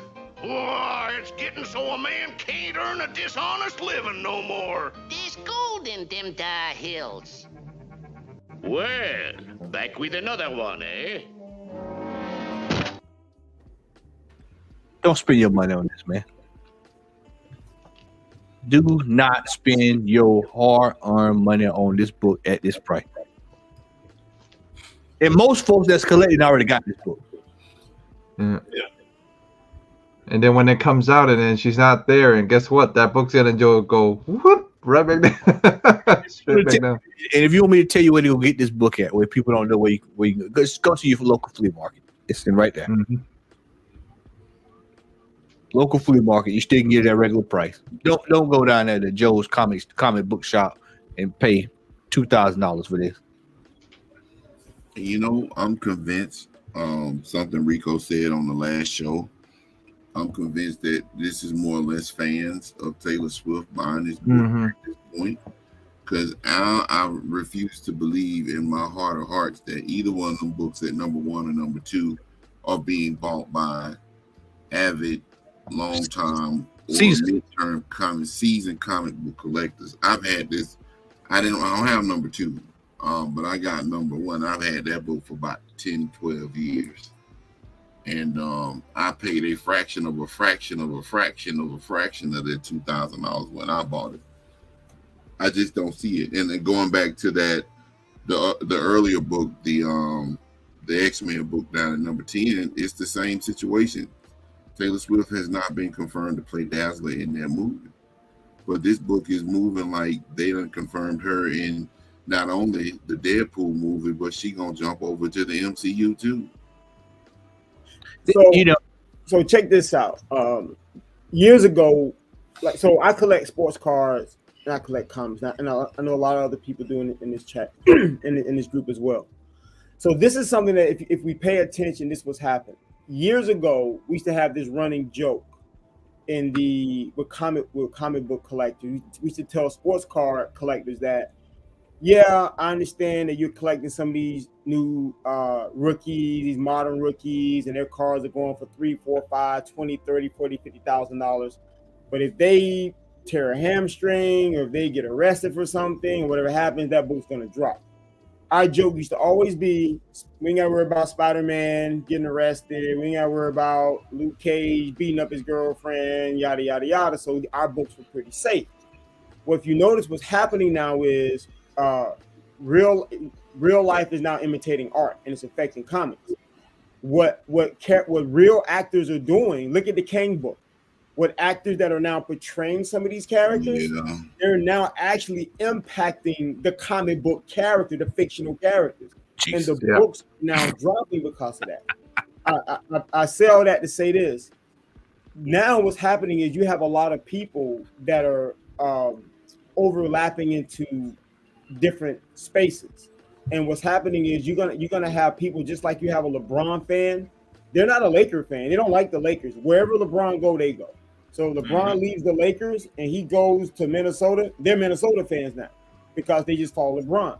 That's what we're going to start seeing in comics now because we're already seeing how these actors are now affecting these books on the downside.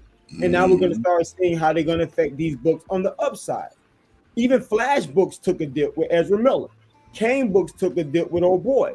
So it's the same thing. You're going to start seeing certain comic books spike because they got fan base. And people are going to jump on there and say, wait a minute, Taylor Swift is associated with that book. I think it's weird, but it's already happening. So that's where we are. I'm going to give me just a second here. I'm going to pull the screen up. Me and Rico, we saw this the other night, but I wanted to let y'all see this here, man. This was quite the feat here the other night. So so me and Rico, we watched probably about a good half hour, well, about 45 minutes an hour of the Heritage auction the other night. And preview, we're gonna go ahead and I'll spill the beans, Rico. We're actually going to we're getting ready to work on the show, and we're going to be watching. We're going to be doing a live show where we watch Heritage auctions on the channel. So that'll be coming up. So I can't wait. That's gonna be dope. Yep. So we're going to try our first one later on this month. So y'all be tuned for that. Which one of these Archie pizzas you picked up? Not a one. Not a one. Hey, Rico, tell me, not a one. We were looking with not a one. It just $24,000, $12,000, $12,000, $9,600, $7,200, $6,600, $6,600. I mean, it was just top dollar, top. And let me tell you, I would have loved to own that Josie and the Pussycats 45. That's the first appearance of Valerie Brown in comics. I would have loved that book, that art, that original art right there. That went for what, $12K? I think $12,000. Yeah, $12,000, man. Jesus. Hey man, do me a favor, man. Let me cut y'all, Rico. My bad. Pull up. If they got any Richie Rich artwork. Yeah. Oh man, Richard Rich artwork, you can get that on Comic Link a lot. There's Richard Rich. Matter of fact, you can get some of his covers for little to nothing. Now his I think his original, it's like his first issues and stuff are going to be really expensive. Yeah. But I've seen some of his original art go, for pretty good prices. I'm looking for Fast Willie Jackson. Yeah, I'm looking for Fast Willie Jackson artwork. That's what I want. It's hard to find that original artwork. It's going. You got some that's going to okay, that's going up for sale in August. What's up, y'all? What's up, brother? What's up? Hey, X, you know that Wu-Tang is for the children, man. I just want chilling. Yeah. That's all I got. Yeah, you might want to go check. Well, that's all that I have seen. Let me see if we got any past. Let's go past sales and see what they got. Richard Rich art. Oh, here we go. Yep. Woo! They go to cover. God. Yeah. What's it? Damn. Yeah, look what year that sold for in that. 2006. So imagine that came out today. And see, that's why people, Matt, this is why people gotta really when some of this stuff come on the market, you gotta know when that last sale was.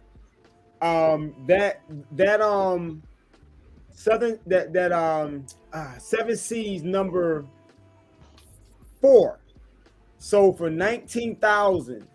But the one prior, but the last sale in that grade sold for what? Man, hold on, I'm gonna pull it up. It's crazy. That thing went up like 5,000% or something because these things hardly ever show up. So you thinking that, oh man, this dude overpaid? Not really. Like these things may not never show up again for another 5, 10, 15 years. Yeah.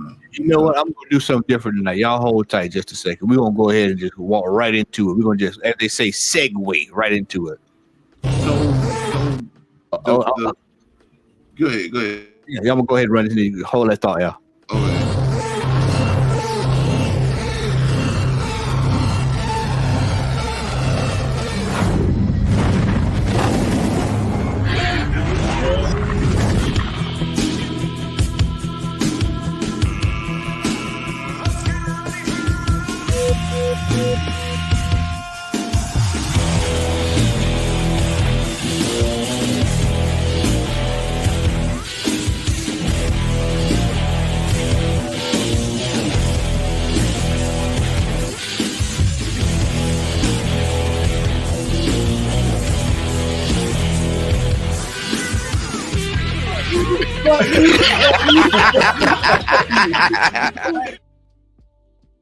All right, go ahead, Al.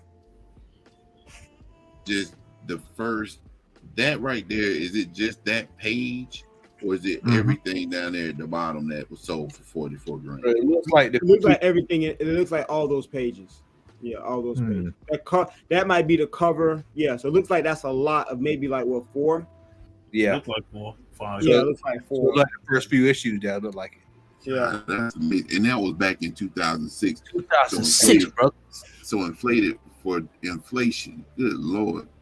Yeah, man. You can make an offer. 89,000, and that's just an offer. That ain't what it was. Pitch. So they tell you right there, if you was to put it on the market, it's probably gonna be two or three times more than that. Yeah, easy. That's easy. incredible. Hey, pull up that 7 Seas number 4, Matt. That's, if you don't mind, that's 7 Seas number 4, and go to sold. Now watch this. This book sold for over $19,000 just a few days ago. Which one? The number 4 sold list. The past right sale. here. Yeah, right that's here. it right there. Now the last time a book in that grade sold was in 2004, and guess how much it sold for? $460. That's over a 4,000% increase. Good. A lot of time these books don't show up. So if you don't get it now, you won't get it. Yeah. 4,000% increase. That's crazy. Meanwhile, you got Shine Bone going out here buying X-Men 130 $1. I mean, just look at the compare and contrast. I mean, the compare and contrast. Let me tell you something. Books like this, this is like a stock. A book like this. You got some comic books that ain't worth the papers printed on, as far as investments.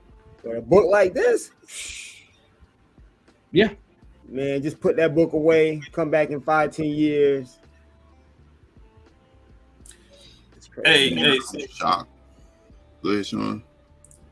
I was gonna say, like, put in, since we got Jeff on the panel, me and Jeff like Vampirella. Put in like Vampirella. I've looked. I've got my own account. I've looked at that stuff too, Put so it in I know. anyway. Little Vampirella art. Let's see what her stuff go for. It's gonna be fun here.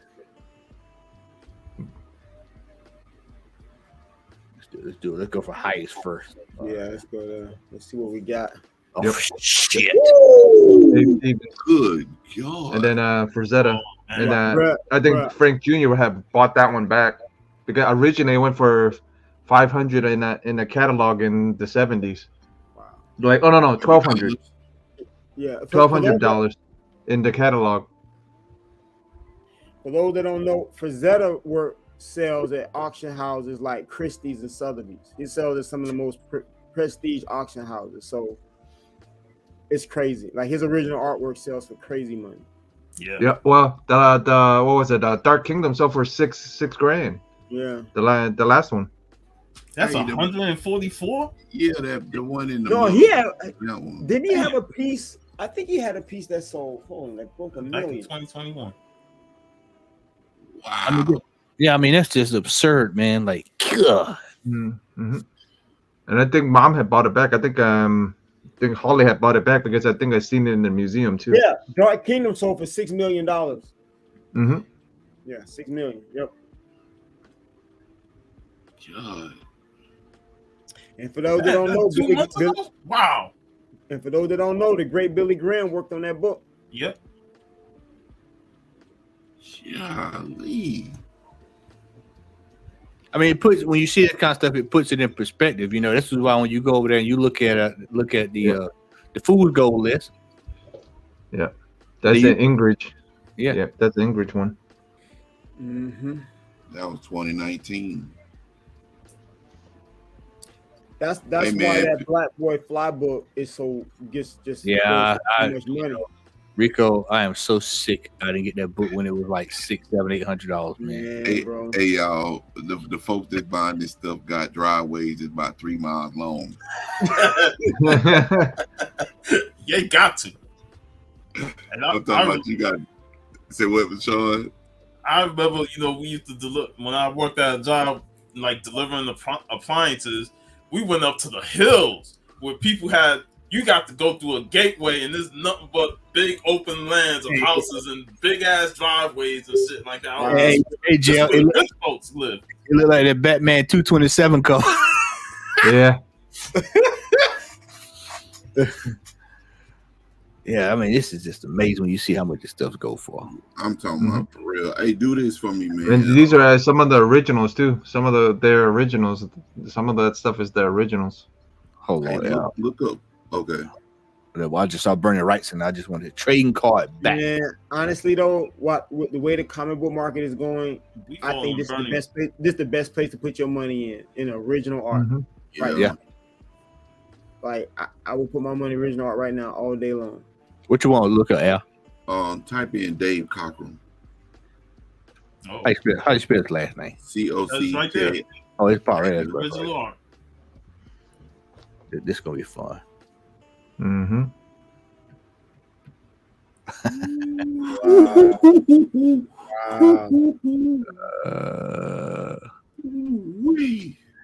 Heavy hit. Wow. That was That this was year. this Bro, year. that was this And year.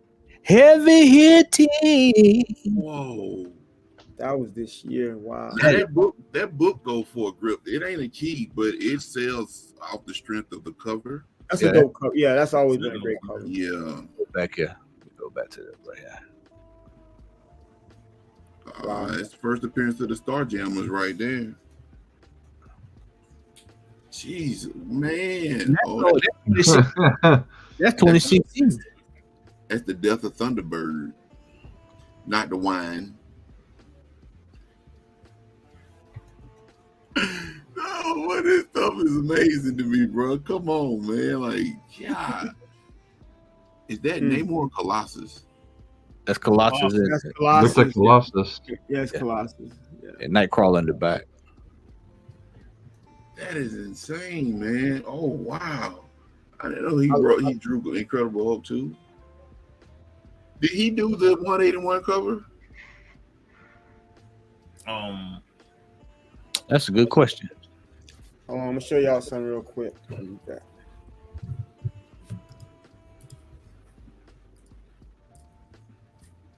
Well, now I know what to do if I win the lottery. There you go, X.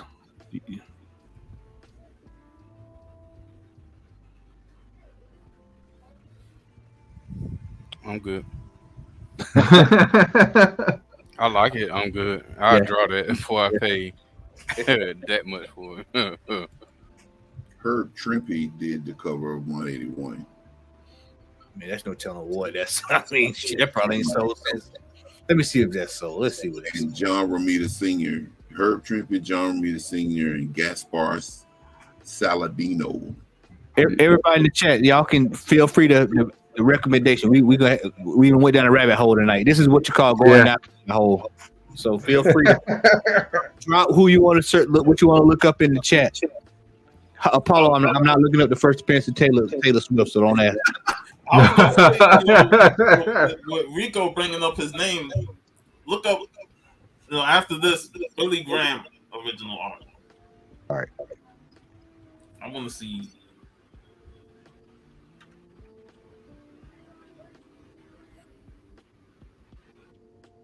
Damn. Don't see too much of that. It probably because it ain't coming back. Whenever it's so long ago, it probably ain't in the database. Yeah. This is fascinating though, for real. Billy Graham, like Billy Graham. Okay, I can't remember how. Yeah, I see it. Like the preacher.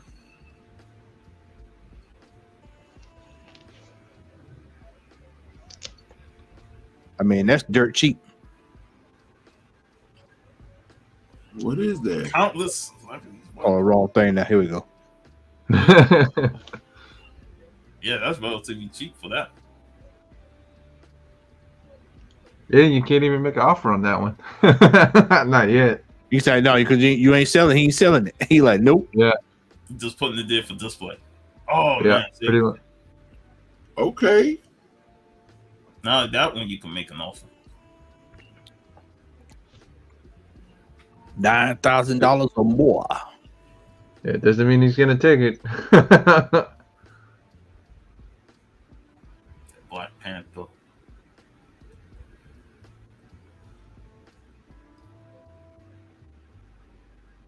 Yeah, man, it's just cool stuff. You see all this art. Mm-hmm. Showcase number 4. All right, Ben, hold on just a second, brother. You want the art or do you want the comic book? Let me know which one you want. Let's do both. Okay, let's do both.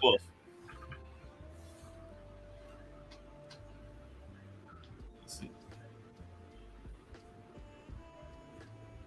Okay. That's that's what you call it.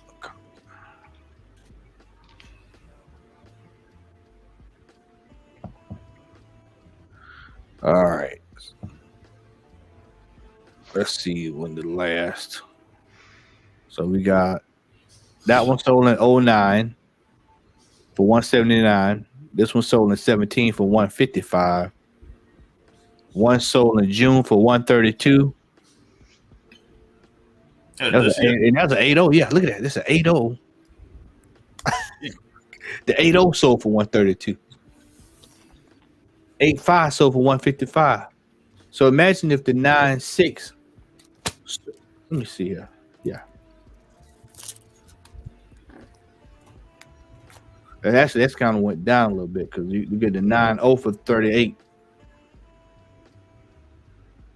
I mean, I'm sitting here talking about used cars.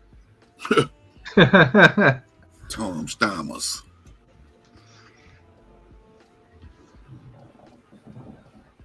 I ain't looking at it right there, man. Look at this. God almighty me, boy. And then there's Amazing Fantasy, by the way. It's crazy you see these books, you're like, oh, that's Amazing Fantasy. Yeah. It's like we see Amazing Fantasy all the time. Right. I mean, it's true, man. It's like some of these books you don't see them too often, and then you see Amazing Fantasy all the time. I see that more than I see anything else. But then there's some books, some Golden Age books that you only see once in a lifetime. Yeah, like when you talk about Heroes Con, you saw books that you never see wherever else you go, but you saw them at Heroes. Yeah, you heard they existed, but then you saw them. Yeah. Peanuts. Oh shit, Peanuts. The strip, comic book strip. Charles Schultz. 20. Man, Peanuts is so expensive. I It's know. ridiculous. Yeah. And it's almost impossible to find any with Franklin in it. It's almost impossible. Damn. I got like one piece of. Actually, I got two. I got a Peanuts dictionary. My mom bought that a long time ago from a yard sale, and then I got an adaptation of The Great Pumpkin. It's in store. I got one for you.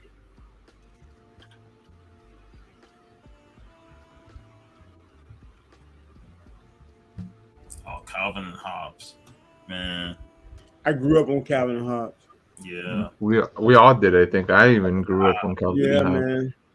Calvin and Hobbes, We Pals. That was my first comic book. I think. Yeah, the first set. Of Wow. Beetle I used to Bailey. love that. I used to love that comic strip. I mean, look at that, $480,000. It's crazy. Hey, I got one for you, man. All right. Hold up. The Boondocks. Let's see. It's been. Y'all better get that Source magazine. Hey, man, y'all sleeping. Here we go. Look at this. Look at this. Look at this, Rico. Look at that, Rico. Look at that. Look at Oh, that. 45. Look at that, Rico. Let's look at that. see, this the kind of stuff, man.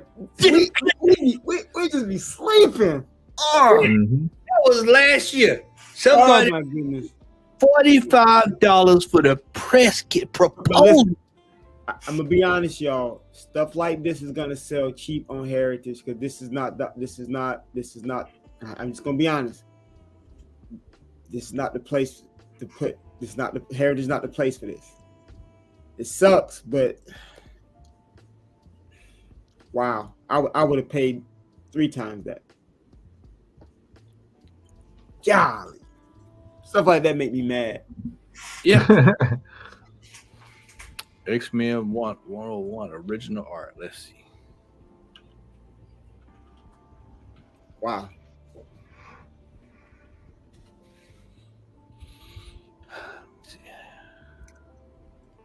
Back in 2005, it sold for $800.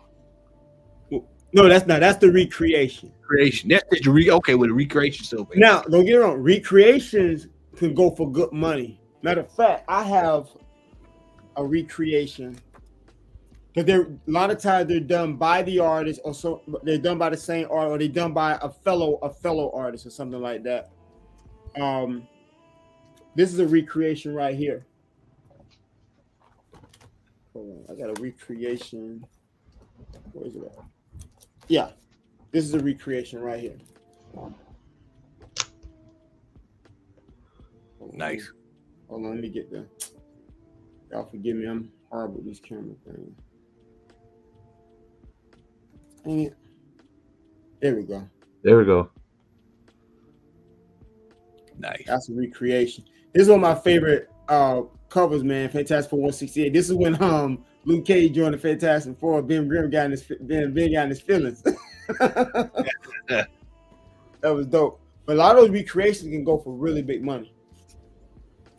So is this a recreation? Not that one. That one's not.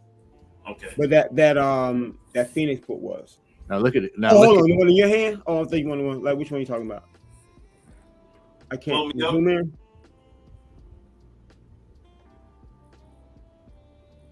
I don't know if I don't know if we could actually tell. I got this from John Romita himself, so this is what I got from 2000. I don't know, man. This is what he had on his table, but it's It's Maybe really cool. no, that's a copy.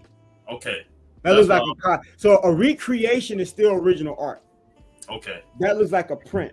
So a recreation is still original art. It's some like usually like this is a recreation. Let me give you an example of Take me off, Matt. this is a recreation also. This was done by Chris Ivy, who worked on this book.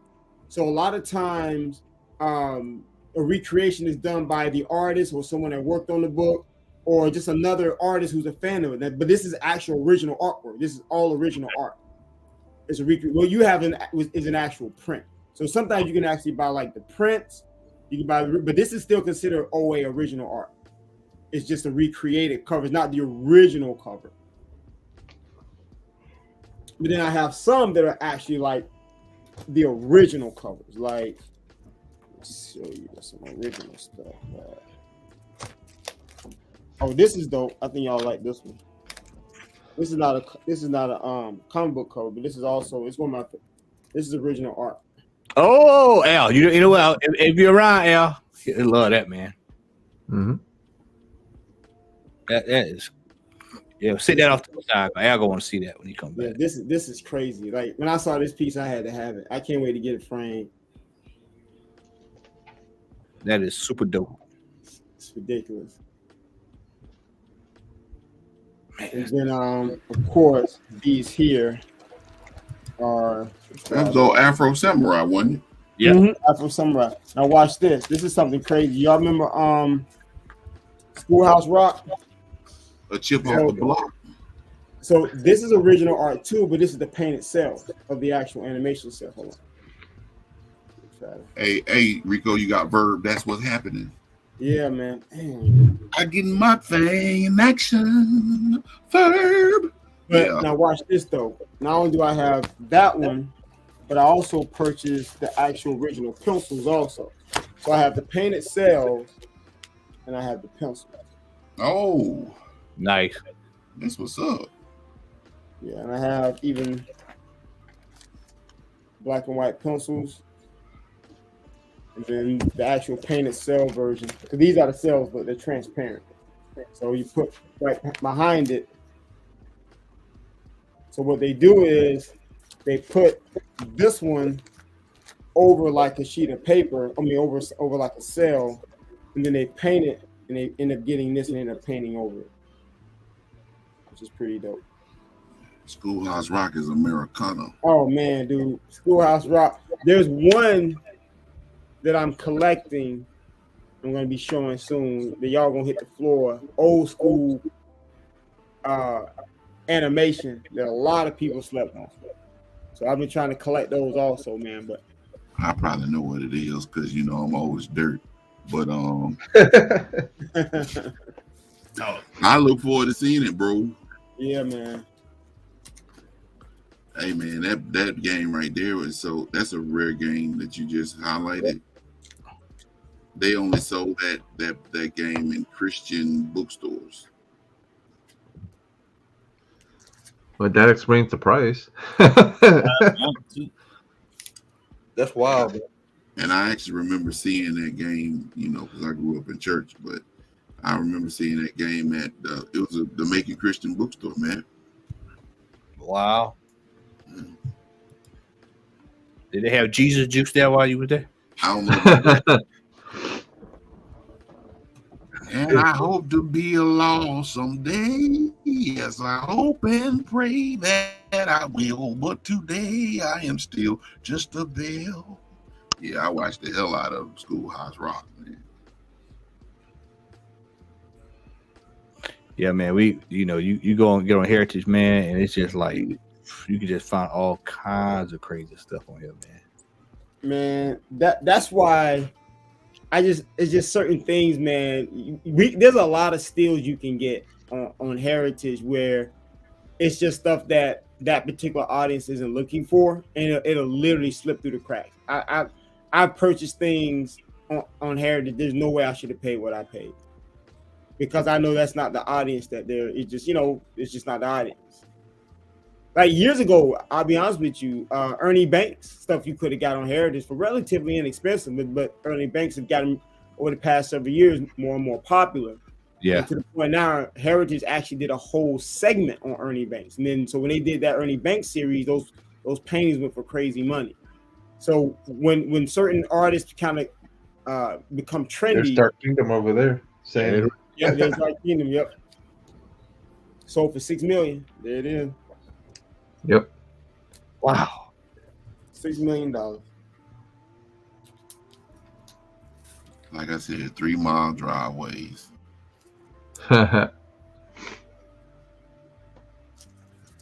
Auction Hall of Fame. This would be good.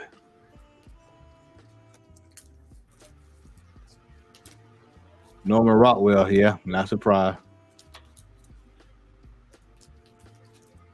You know, a lot of his what was that magazine that he actually drew covers for? Was it the New Yorker? Oh, yeah.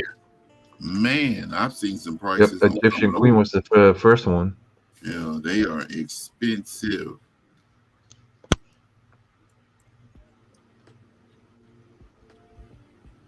Frank Miller cover art. Batman. I'll tell you somebody else. If somebody else people sleep on, E. Sims Campbell. Early commercial artist, cartoonist, African American, worked on some amazing pieces. He did a lot of stuff. A lot of those early books, those early New Yorker type magazines and stuff, doing all the way from the 30s to the 60s.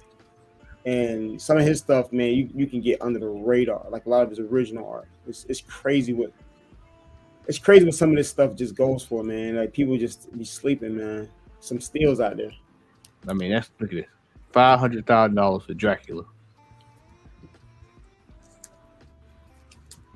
Man. And that's a movie poster, right?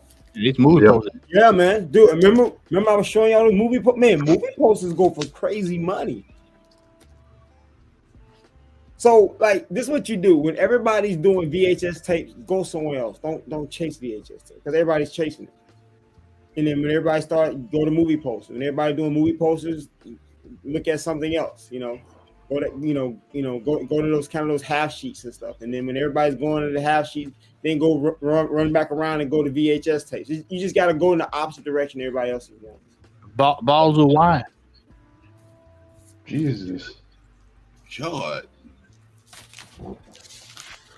Need to come out with a wine called Ghetto. Wine. It's quite amazing. Quite amazing.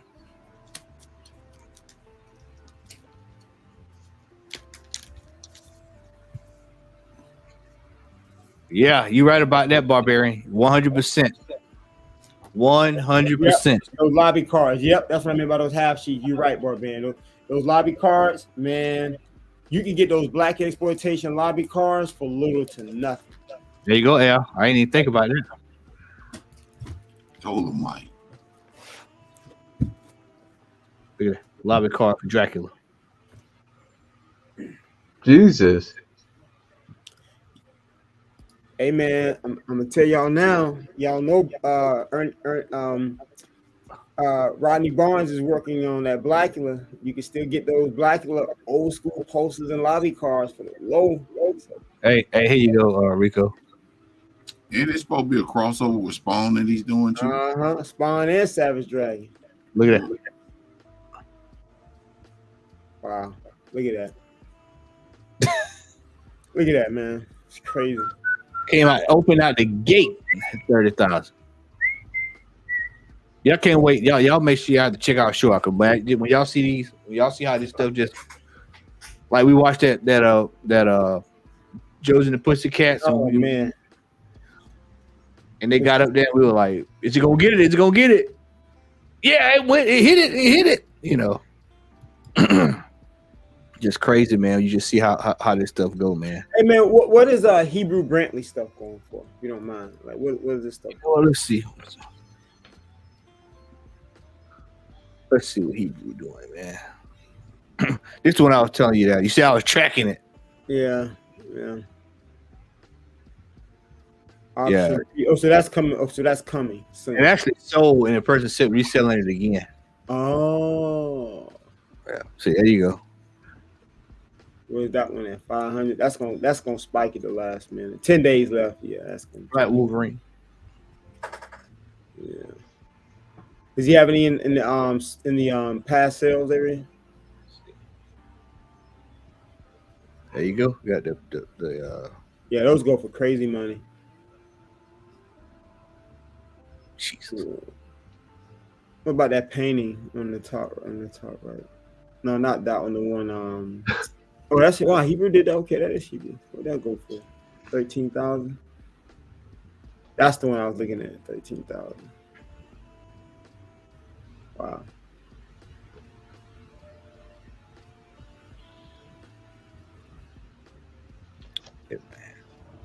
There's money to be made. The game is to be sold, not to be told. Look at that. I'm gonna tell y'all somebody to look out for, man. Put in Rob Moore. I think it's Rob Moore. This brother's amazing. Rob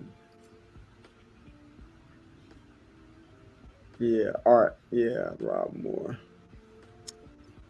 Man, hold on. I may have his name wrong. While you do that, I'm gonna go back. Yeah, Robert Moore. I'm sorry. I don't know why I said Robert Moore. Sometimes they put a B in front, like B. Robert Moore. It's I'm Robert. gonna go just a second. Let me see. No, take your time. Take your time, man. Take your time. So where is it at?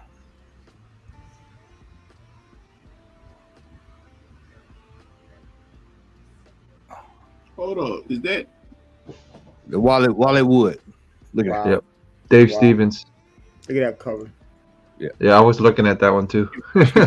Stevens, yeah. 47 grand. hey, go Yeah. back one right quick. Oh, that bid's still going on. Go back down. Is that Go Shogun? down to 2. Yeah, the Shogun Warriors. Yeah, Right here. Shogun. That one. Yeah, that one. What's that going for? Wow.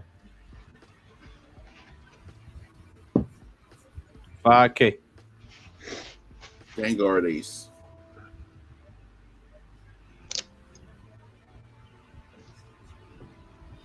Where's that? Yeah.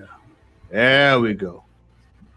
Man, bro, that cover right there, man. That cover right there. Oh my goodness, man.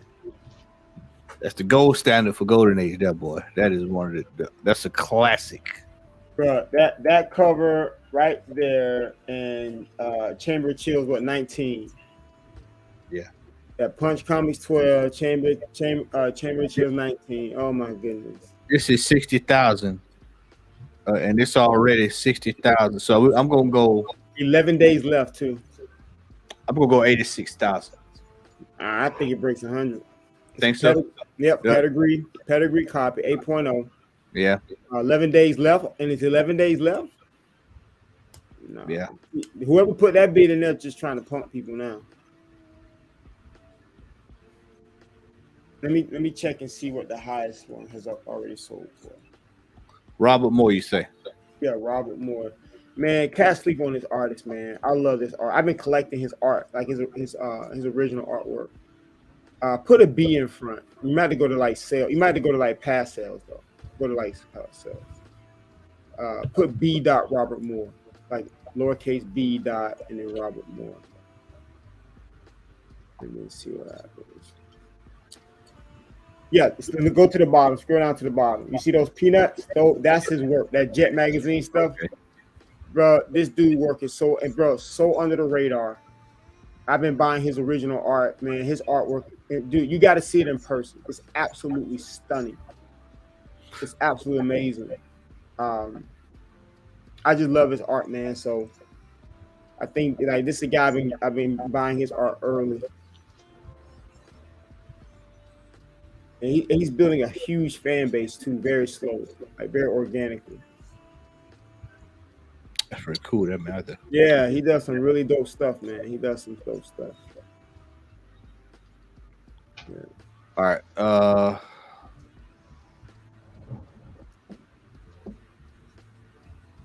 Let's see what else. What else is sold right here, y'all?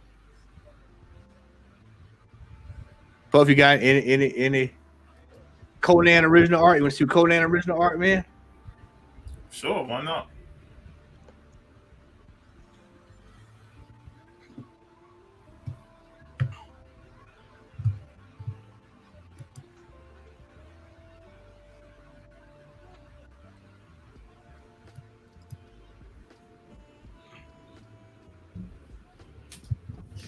Hey man, was that Punch Comics at 8.0? Yeah. That's the highest graded copy that's been sold. I don't know if it's the highest on the censor. That's the highest graded copy that's been sold. The last one, watch this, bro. It sold for $55,000 in 2018. That's gonna clearly roll past 100,000. Yeah, it's gonna roll past 100. It's gonna roll past 100. Right, let me go back. That's just the auction set it's in. Yeah, we saw this one. Yeah.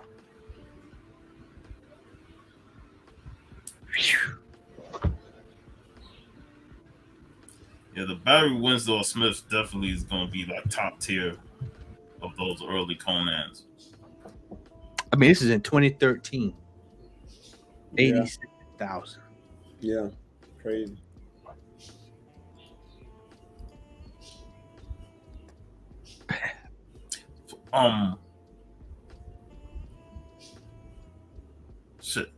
John Buscema. Look, yeah, Conan John Buscema art. Yeah, man, that 8.0 is the second highest graded copy. At Punch Comics. Yeah, that's gonna crack. Yeah, that's gonna crack 100.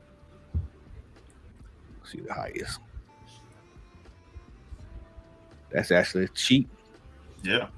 Mm-hmm. That is actually cheap. I mean, look at this. Especially for a cover. What year did that sell? Oh, it's 14 days left. 14 days left on that one. Okay. Oh, so yeah, 14 days left. let me go back there. Wait. Oh, that's the current bill. Yeah, it's 12 days. Yeah, it's 12 days. I'm about to say that's hella cheap. Yeah, it's 12 days left on that. I'm like, boy, that's highway robbery. Yeah, man. Yeah, it's 12 days left. To get mad, like, man, I could have bought John Buscema for peanuts on the dollar. Yeah. That's crazy.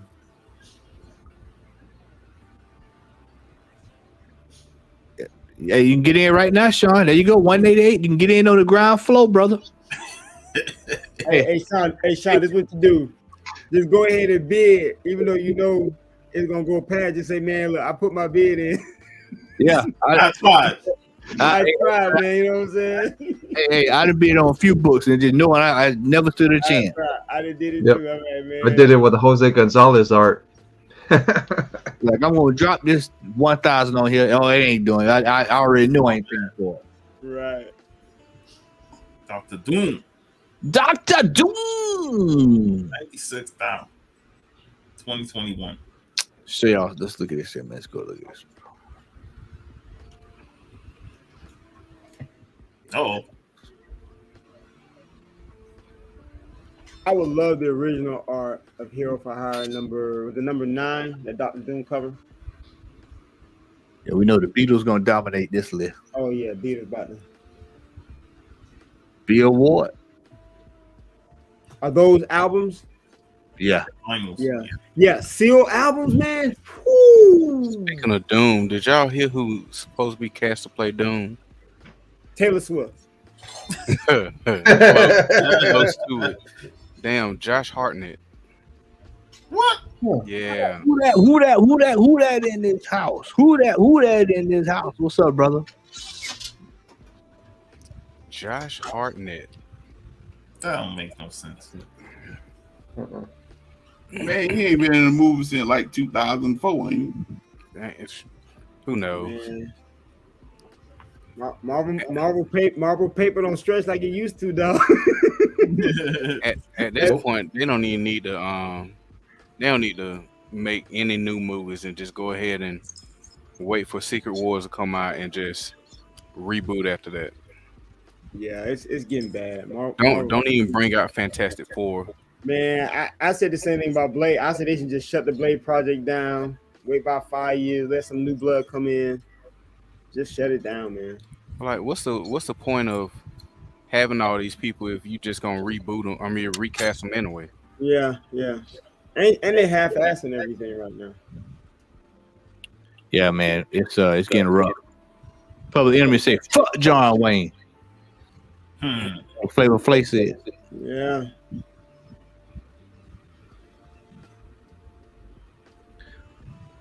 Purple Rain. Doing Never meant to 3,000. cause you any trouble. Yeah, I never meant to cause you any pain. that's Wow. Prince Franklin's own copy. I only.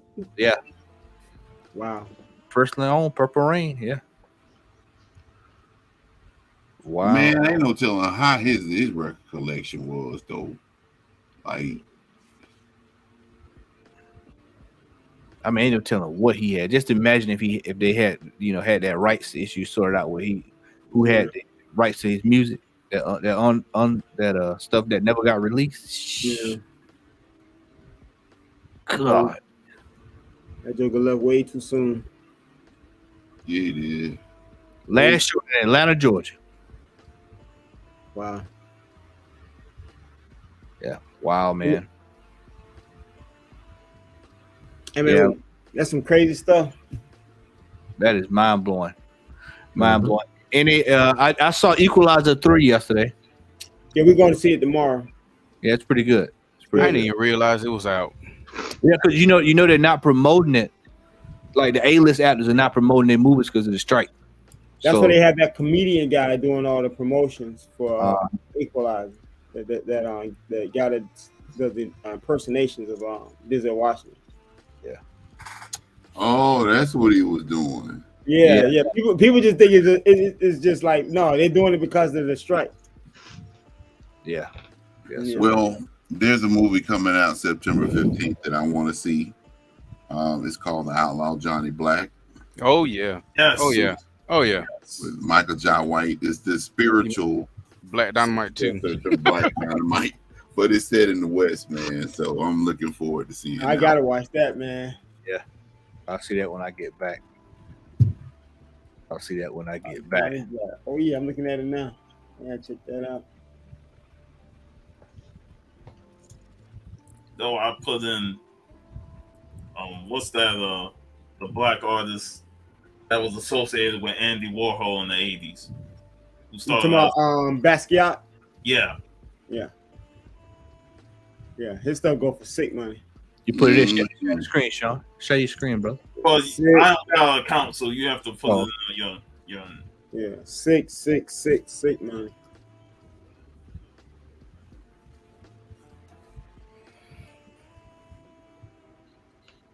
Any other news out there in the pop culture industry, man? Anything new floating around? Mortal Kombat about to drop in like Combat, yeah. 11 days, I think. There's also another strike's about to happen too for what the video game end of acting. Probably came on now, the 9th. this is going to affect some of us on the panel. That doggone Sony, Yeah. that price increase on the PlayStation Network. What is it going to? The base that I have is going from $59 to $80. $80. Yep. Woo! And all the rest of them are going to go up incrementally as well. Hold on, man. Hold on. Hell no, to the no, no, no. Yeah, to the no, hell to the no, to the no, no, no. Look at me, sure. Look at me, sure. I'm the captain now. Priest, all I do is sell coke, man. I don't do no violence. I don't mess with no fire, no guns, no guns. Don't argue with me, man. I'm trying to give you a chance. Now, you don't get me my money tonight. I'm gonna put that young girl of yours out on Horse Road. Man, Priest was Sony. Wanting That's his what money. I'm saying. I wish I would have had Sony on there and they had old boy over there. Man, shout out to Gordon Park. Gordon Park. Shout out to the great Gordon Park. $80. Yep. That's the essential plan, and then there's one above that one. And That's it's going up. the bottom, Al. Would you tell me that's the bottom? Yeah, that's the base plan. That's the one I have. Because I buy all my games, so most of the other stuff is like frilly, streaming games and stuff. I buy. Larry like to joke, man. Larry, we talk sometimes, and Larry, like, man, On the next system, I'm getting out, man. That's it. I'm done after that, man. It's $80, man. That's crazy. But it's not surprising. Mm-mm. They do this all the time. All the time. They go up on, like, when these streaming services started, and they're like, oh, it's low price and stuff, you can get rid of your cable. I'm like, watch, in a couple of years, they're going to be raising the price up slowly and slowly.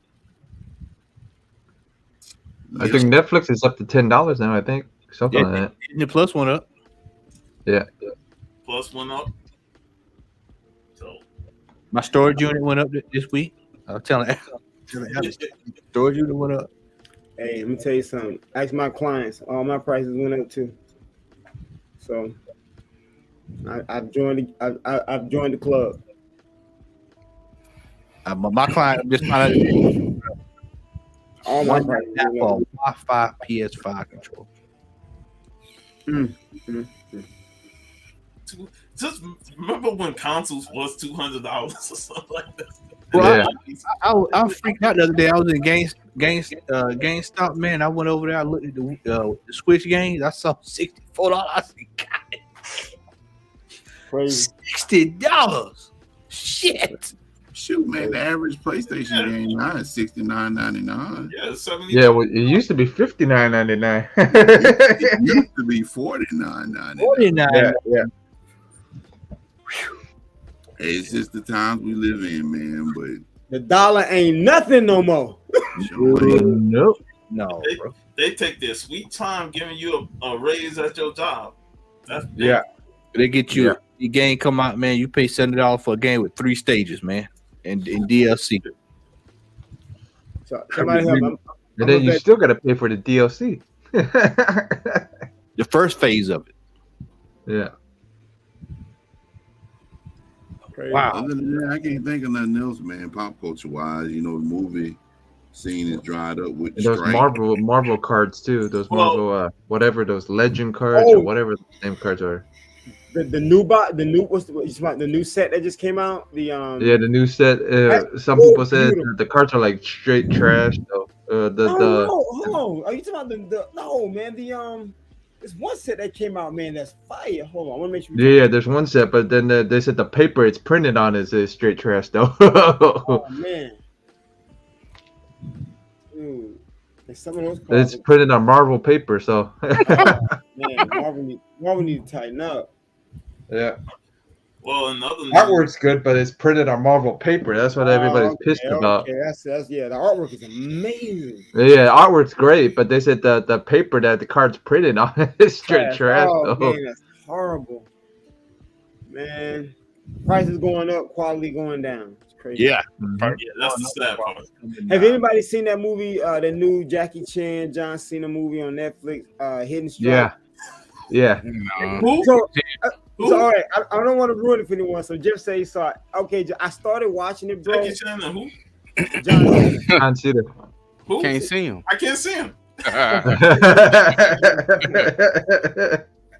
Okay, I haven't watched it all, but did it feel like the whole movie was kind of filmed like in a green screen room or something? Yeah. Okay, Yeah. okay. Because I'm gonna finish it probably tonight. But I was like, man. If you see the bloopers, you'll understand it though. If you see the bloopers, you'll see it. Oh, okay. Yeah. Okay. Shout out to checking it out. Kingdom Comics. But Jackie's getting old, man. He's still getting hurt. How was it, Jeff? Did you like it though? Did you enjoy it? Yeah, I enjoyed it. I enjoyed the movie. Okay, I'm finished tonight. Yeah. You enjoy it for Jackie Chan and Jackie Chan only. That's what, bro. Yeah, That's pretty what, much. bro. That's the only reason why I even started it. I saw Yeah, Jackie Chan. I was you like, ain't seen the I'll other watch it. Yeah, I said I'll watch it. I'm a huge Jackie Never Chan will fan, see so the other I'll guy. watch it. Yeah. I don't see. I just thought it was they're both funny as hell though. Being honest, they're both funny as shit though in the movie though. Okay. Hey, speaking of which, man, y'all heard the news of CM Punk getting fired by AEW today? I saw it. What do you get fired for? Finally, Jesus Christ. He had the backstage incident at the last pay-per-view. No, yeah, I know. Yeah, finally, it took him forever to get him to let go though. What do you do? For one of the wrestlers there. Luke Perry's son. Oh wow. Speaking of which, man. He fought with 3 wrestlers. With He the whole fought thing. the whole damn locker room. Let's just say. Yeah, pretty much, yeah. You're one of my favorite wrestlers from the recent era. Passed away last week. Terry Bray Wyatt. Bray Wyatt. Yeah. Yeah, Bray Wyatt too. Dude, that was a Very surprise. unfortunate. Yeah, that was I hated to hear that, man. He was the only reason why I actually started watching wrestling when I was watching it again. So 36 years old. yeah. No Terry Funk. Yeah, he passed away too, didn't he? Day before? Yeah. 84. Wow. Day before he did. Day before the Wyatt did. Yeah. All right. That's all I know, man. All right. Well, brothers, let's get ready for the horse.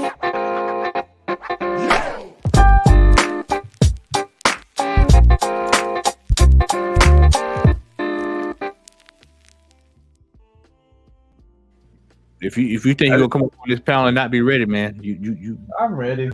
Okay. Oh, I framed something finally. Oh, wow. There you go. Yeah, that's Holly nice. Holly Forzetta's artwork. I Nice. finally framed it. Yeah. That's beautiful. All right. Cool. Hey, Yeah, I just finally let you framed know that. in- So let you know in advance, man. Like Whitney Houston, I have nothing. All right. and then I redid the police man behind me. So Nice. That's nice, yeah, man. and everything. So Lady Death's down below, and then when we were talking about the girl, that one character that was $1,000 book, she's actually down there too. Vampy's up here. Nice. And we got Don, Hack and Slash, and then all their first appearances behind them. So All right. Cool. yeah, You All get right. that show that's from mostly IKEA? what I did this week. You get that Yeah, from yes, it's from IKEA. Yeah, $60. Oh, nice. Alright, so these are from last week's Blackbird anniversary. First of all, AOK from Bronze Age Byron, Invincible Red Sonja, TMNT variant. Nice. Ooh, somebody dropped something. Something fell. Yeah, Everybody Southern Bill. Everything's falling. Top variant. Me I and love that. Superfly, I love that. Super I love that. Fly. I love that variant. Jeff hooked me up with one of his comic shop We Love Comics exclusive, The Flawless Universe. Nice. Just a lot of pictures. Yep. And then Steve hit me with the AOK on Malibu Sun Savage Dragon. And I heard Rico mention Savage Dragon earlier. You know. That's Yeah, his first Ronnie- appearance, ain't it? Ronnie Barnes shared a post where Savage Dragon is going to do a crossover, I think in Blackula or something like that, or maybe Philadelphia. I can't remember. But is there some type of crossover with Savage Dragon, Blackula, and Spawn? I think, if I'm not mistaken. And that's interesting that he chose Savage Dragon. So he must be like working with Eric Larson together Yeah. to share the character. So Yeah. all right, so they had a couple of Blood Syndicate issues that there, so I picked them up. Ah, yeah. So, Hey, you know what? Hey, just real quick.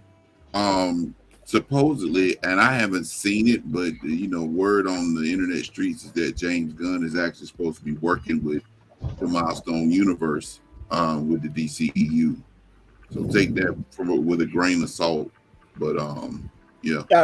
I've heard it too. Somebody had posted a while ago. Somebody had posted something to James Gunn on Twitter, and James Gunn responded in regards to Milestone. And I even heard somebody say that they're supposed to be having something in the works.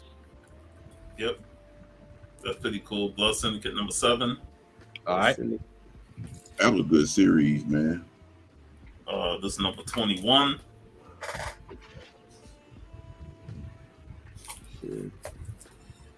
Number 20. You know, it just crossed my mind, like what milestone original art on Heritage go? Not much. That's why I was just funny you said that. I was just about to say people need to start grabbing that original art now when they can. And I already had issue number 1, but you know, get it again. This one in the bag and poly bag. Yeah. See it for cheap. Grab it. It's Ghosts. Bronze Age horror. Yeah. Love it. The mothball ghost. Yeah, I love going in and scooping up their books. Yeah, those are great covers. Ghosts.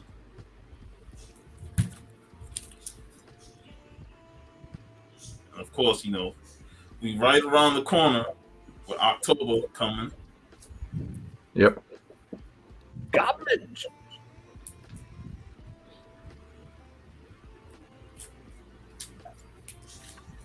And, 64. And then Jeff AOK'd me this Vampirella, number 24. Ooh, nice. Very nice. Yeah, man. Originally, I wasn't going to grab it because it had a staple issue, but Jeff went ahead and grabbed it and said, hey, man, you still need it. So yeah. I looked up, I'm like, you can't beat the price on that thing. I go, hey, guys, what are y'all missing? How many issues are y'all missing before y'all complete the run? I'm still a long way to go. I'm nowhere near. you're still a long way. I'm pretty much done. I picked up some vinyls because a guy was there. Oh man! So I'm gonna start off with this nostalgic classic. I saw this and I was like, I got to have it. Is that sealed? Yeah, it's sealed. Fall edition. Wow, Christmas time. bro, that is nice. Yeah, I saw that. I was like, yeah, I'm walking out. That with is nice, man. I got that on CD, but man, that vinyl is dope. Some mini Ripperton. Oh man, come on. Tough cover.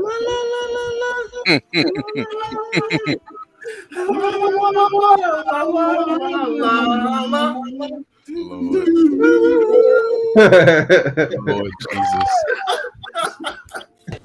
Emotional damage. Hey man.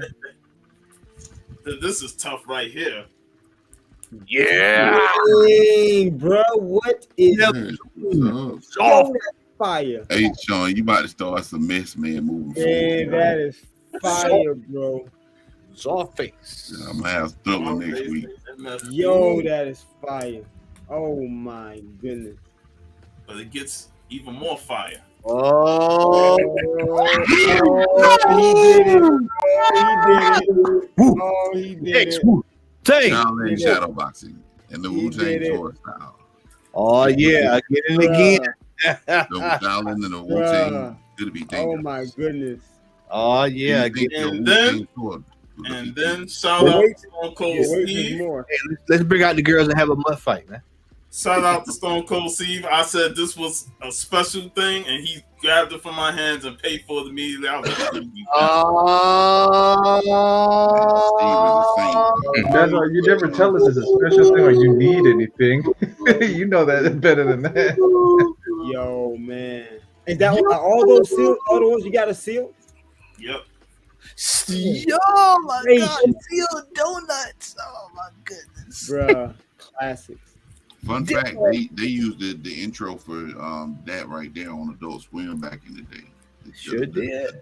Donut intro. Vinyl over there. Are CGC grading vinyls yet? Nah. Okay. Don't put it out there. By the next year, vinyl will be graded. Yeah, it's gonna happen. It's gonna happen. What else you got, man?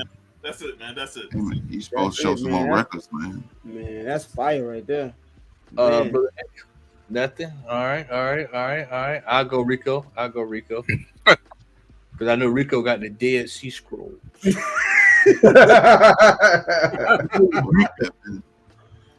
All right, we'll start off with Power Man. Yes. Right. Yes. What's up, Mastodon? Evan St. Ward. Thanks for Oh, joining. what up, Donnie? Oh, you good, man? The great Pape.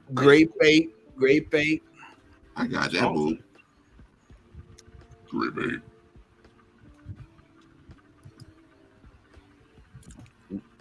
Barbie. High Run Barbie. Yeah, High Run Barbie. Hey, man. If you know, you know. High Run Barbie. Go for a nice penny. Margot Robbie decided he can sell it for about 10 grand. Yeah. All right, so Plastic Man. yeah, I'm gonna leave it at that. Plastic Man, it's really number 63, but it says 65, and I'm gonna leave it at that. I'm gonna leave it at that. Wow. That's Golden Age, ain't it? Wow. Oh yeah, that's Golden Age right there. Yeah. Yeah. That's it right there, man. Sensation Comics number 65. All the world is waiting for you. Y'all remember that? And the power you possess. Y'all don't remember that? The Wonder Woman theme song from the 70s, man. Wild Comics number 39. Yep. Miss Mary Marvel.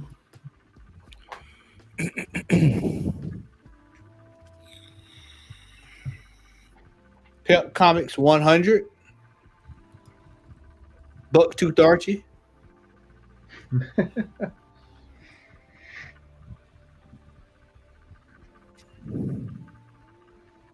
We also have Spanish Archie.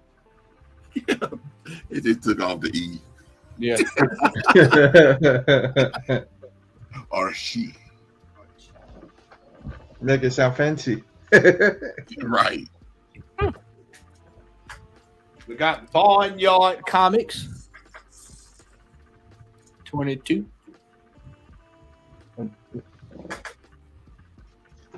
We have Popular Comics 109.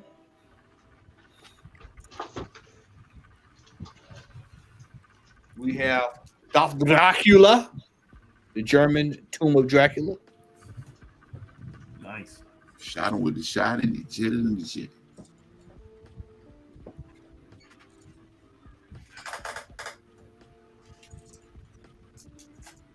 We have signed Blood Syndicate number 1 by Dennis Cotton. Dennis Cotton.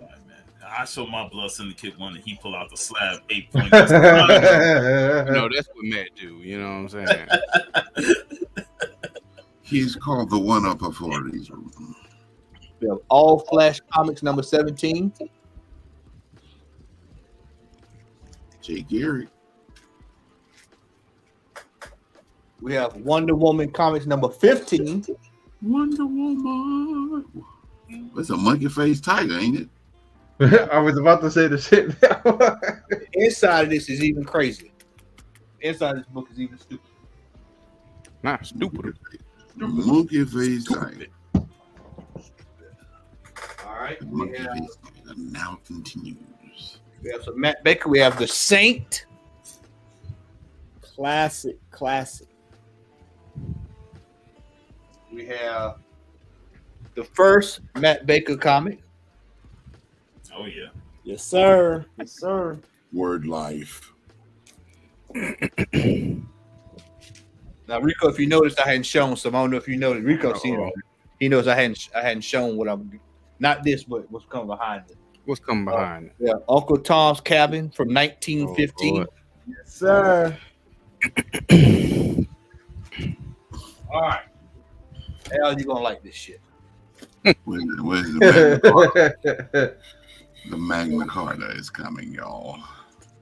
So I was working in Memphis. I stopped by a spot, and Hey, first of all, you didn't buy that AWA heavyweight championship belt, man. shit, no, that man wasn't selling that belt. He just you can take a picture with it. I said, okay, I'll take a picture with the belt. Yeah, everybody who was in the company signed it. He was like, no, he ain't letting that go. Damn.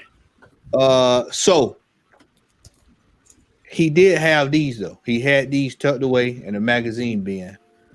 And I was like, hey man, you selling these? He was like, yeah, you can get them $2 a pop.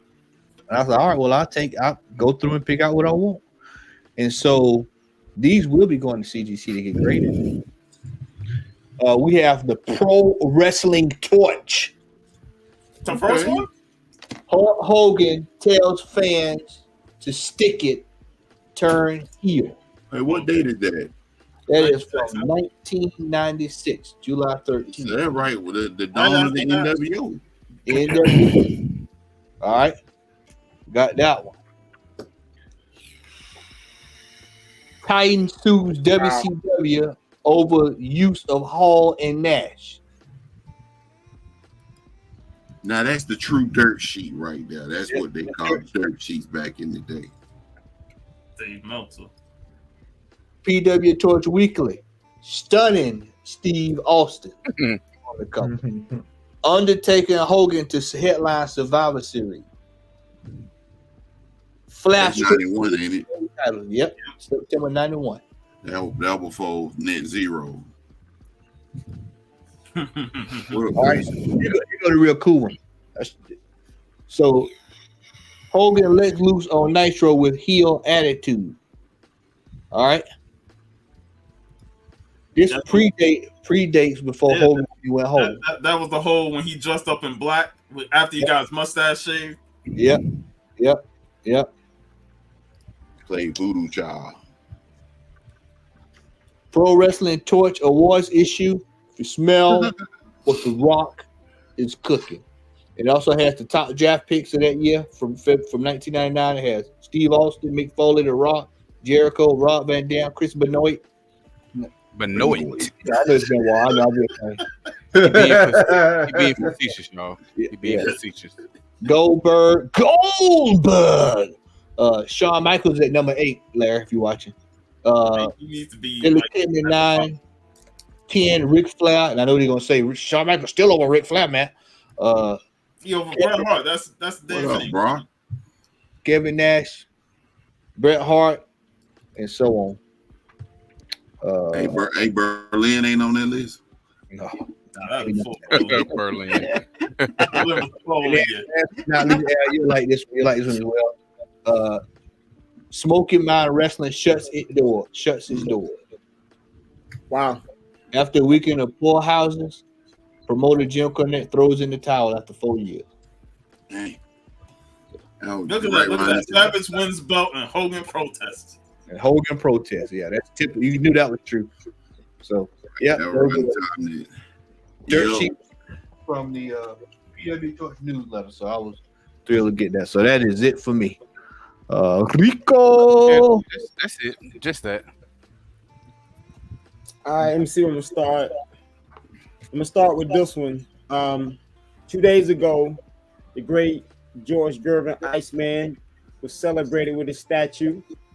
So I went and grabbed me autograph, treasure signature. Iceman Gervin. Iceman. Little Iceman. I upgraded my 86 Fleer. I have an 8.5, which is the price is kind of going down. I wanted to upgrade, so I got the 10s are so expensive. I got me a 9 now, Magic Johnson. Fleer 86. So I'm excited to add that one to the collection. I added my Roy Campanella. I got the rookie, but I added the second year 5. Well, this thing is centered so beautifully. Absolutely gorgeous. I think I showed some of these, but I think I have the completed set now. I've been collecting the Harry Belafonte cards. So I think I have all of the complete set now. And there's several in these packs, and I have all the ones from his very first one all the way to. So it took me. I had to get these from like a place in Sweden so to get all of them. Hey, Al. Rico got some of that. Rico got some of that furniture from Sanford and Son sitting in the living room. I don't know if y'all watched the recent games, but the GOAT, I got her. Woo! Shit. Yes, sir. Mobiles. Yeah, I think there's only 2 of these on the census. Yeah, my first time seeing that one, and I've been searching high and wide. Yeah. Hold that back up, Shannon. You got that? You got that one there, Shannon? Sure. There you go. Look at that. That's the one you want. There. That's how you do it. One of my favorite cards. This was a hard one to find. I go in these little spurts where I do comics, I do cards, I do art. This is the 1960 Anglo-American gum. These came in like these little gum packs. Yeah, that's Jesse Owens. Yeah. Yeah, man. These things are so dope. So I got that one. And these cards go for great. These cards are hard to find. Like I said, I'm a big Magic Johnson collector, so I like to collect those Spanish cards. I didn't know. I thought that was a sound bite. Malcolm X rookie on deck, baby. Get your hand at my pocket edition. So that's the Magic Johnson's, the Spanish card. These cards go for good money, man. The best ones to get is like Magic's, Jordans, and I think Dr. J's. I think Birds too, Larry Bird. These are not easy to find either. I got like 2 or 3 of these. Hey, Paulo said Malcolm X rookie card. I'm looking for that Malcolm Little. Malcolm Little. And it's not his rookie. I just keep it in the plastic. But man, this is a card I've been wanting to get for so long, man. I'm so glad I added. Got a great grade. It's well centered. 1951 Bowman Larry Doby card. Larry Doby. Man, love this. I actually have his comic book too. He came out. Larry Doby, Roy Campanella, Jackie Robinson, and that one's in my tongue. All had their own comic book that came out in 1950. So they all also had comic books. And I had to get one of my modern GOATs, one of my favorite basketball players of all time. I saw this card, man. Had to grab it. It's one of his earlier cards. It's hard to find this card graded. It's an oversized card. It's the 1994 Allen Iverson Georgetown. Woo! That's his Sunday school suit. Last you see him that clean, boy. Yeah, man. And I completed this set. So man, I love that 96 class with that was Kobe, the greatest. With Kobe, AI, and McGrady. So those AI, are like Ray Allen.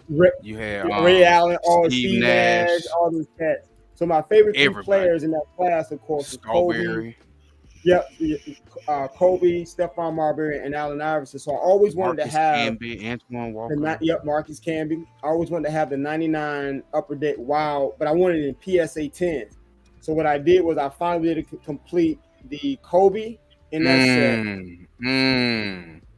PSA 10. Hold on. Marbury, same set. PSA 10. Pain.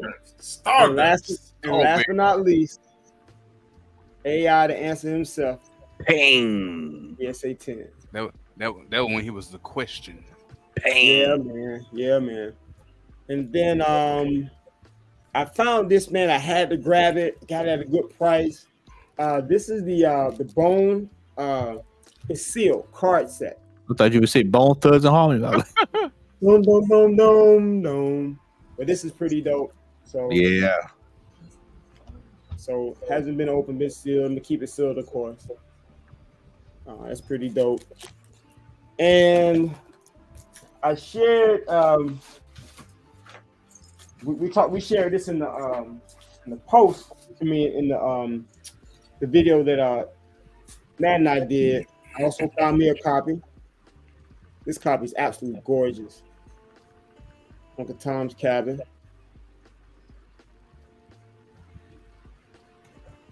Got one of my favorite covers of Black Scholar. Classic there. Yeah. My camera's off. There it is.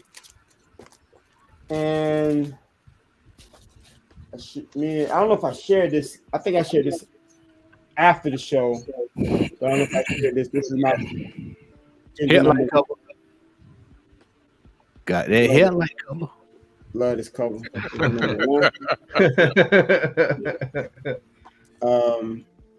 Rico brought the ice cream factory. And last but not least, well, some of these I've had for about a couple weeks. Seven Seas. Man, the book. Woo, man. All right, so Rico, when y'all look at the key collector, he is the record holder for that book. Hey, somebody had to do it. Somebody had to do it. I have no problem with it. This book right here. Shout out to Heritage for like not just for not really promoting this book, because I really believe they did not understand how big this book is. This is considered Matt Baker's very first Good Girl art cover. Not only that, this is the first cover appearance of South Sea Girl. She shows up in 7 Seas #1, but 7 Seas 1 and 2 doesn't have her on the cover. She first shows up on this cover. And the fact that you're able to get this in a 7.5, a 1947 book, early Matt Baker. I think there are only 5 to 7 covers of Matt Baker that predate this cover. And this is his first Good Girl cover art cover. So this book checks almost every single box. So I'm more than happy to be the record holder on this book, because it ain't going nowhere no time soon. So yeah, nice. That's it. Nice, man. Ladies World and class. gentlemen, that is Primetime's Little Brothers Hall. Class Hall. Yeah, man. So Congratulations, brother. man, congratulations you too, man. Love it. Amen. Well, ladies and gentlemen, thank you for joining us tonight in this open mic edition of the Comic Hall Crew. We hope that you enjoyed it. Make sure you like, share, and subscribe. Yeah, damn, James. Odie. And we hope that all is well, and we are getting ready to head out of here so we can get in this back chat and have a good time. We are out. Peace.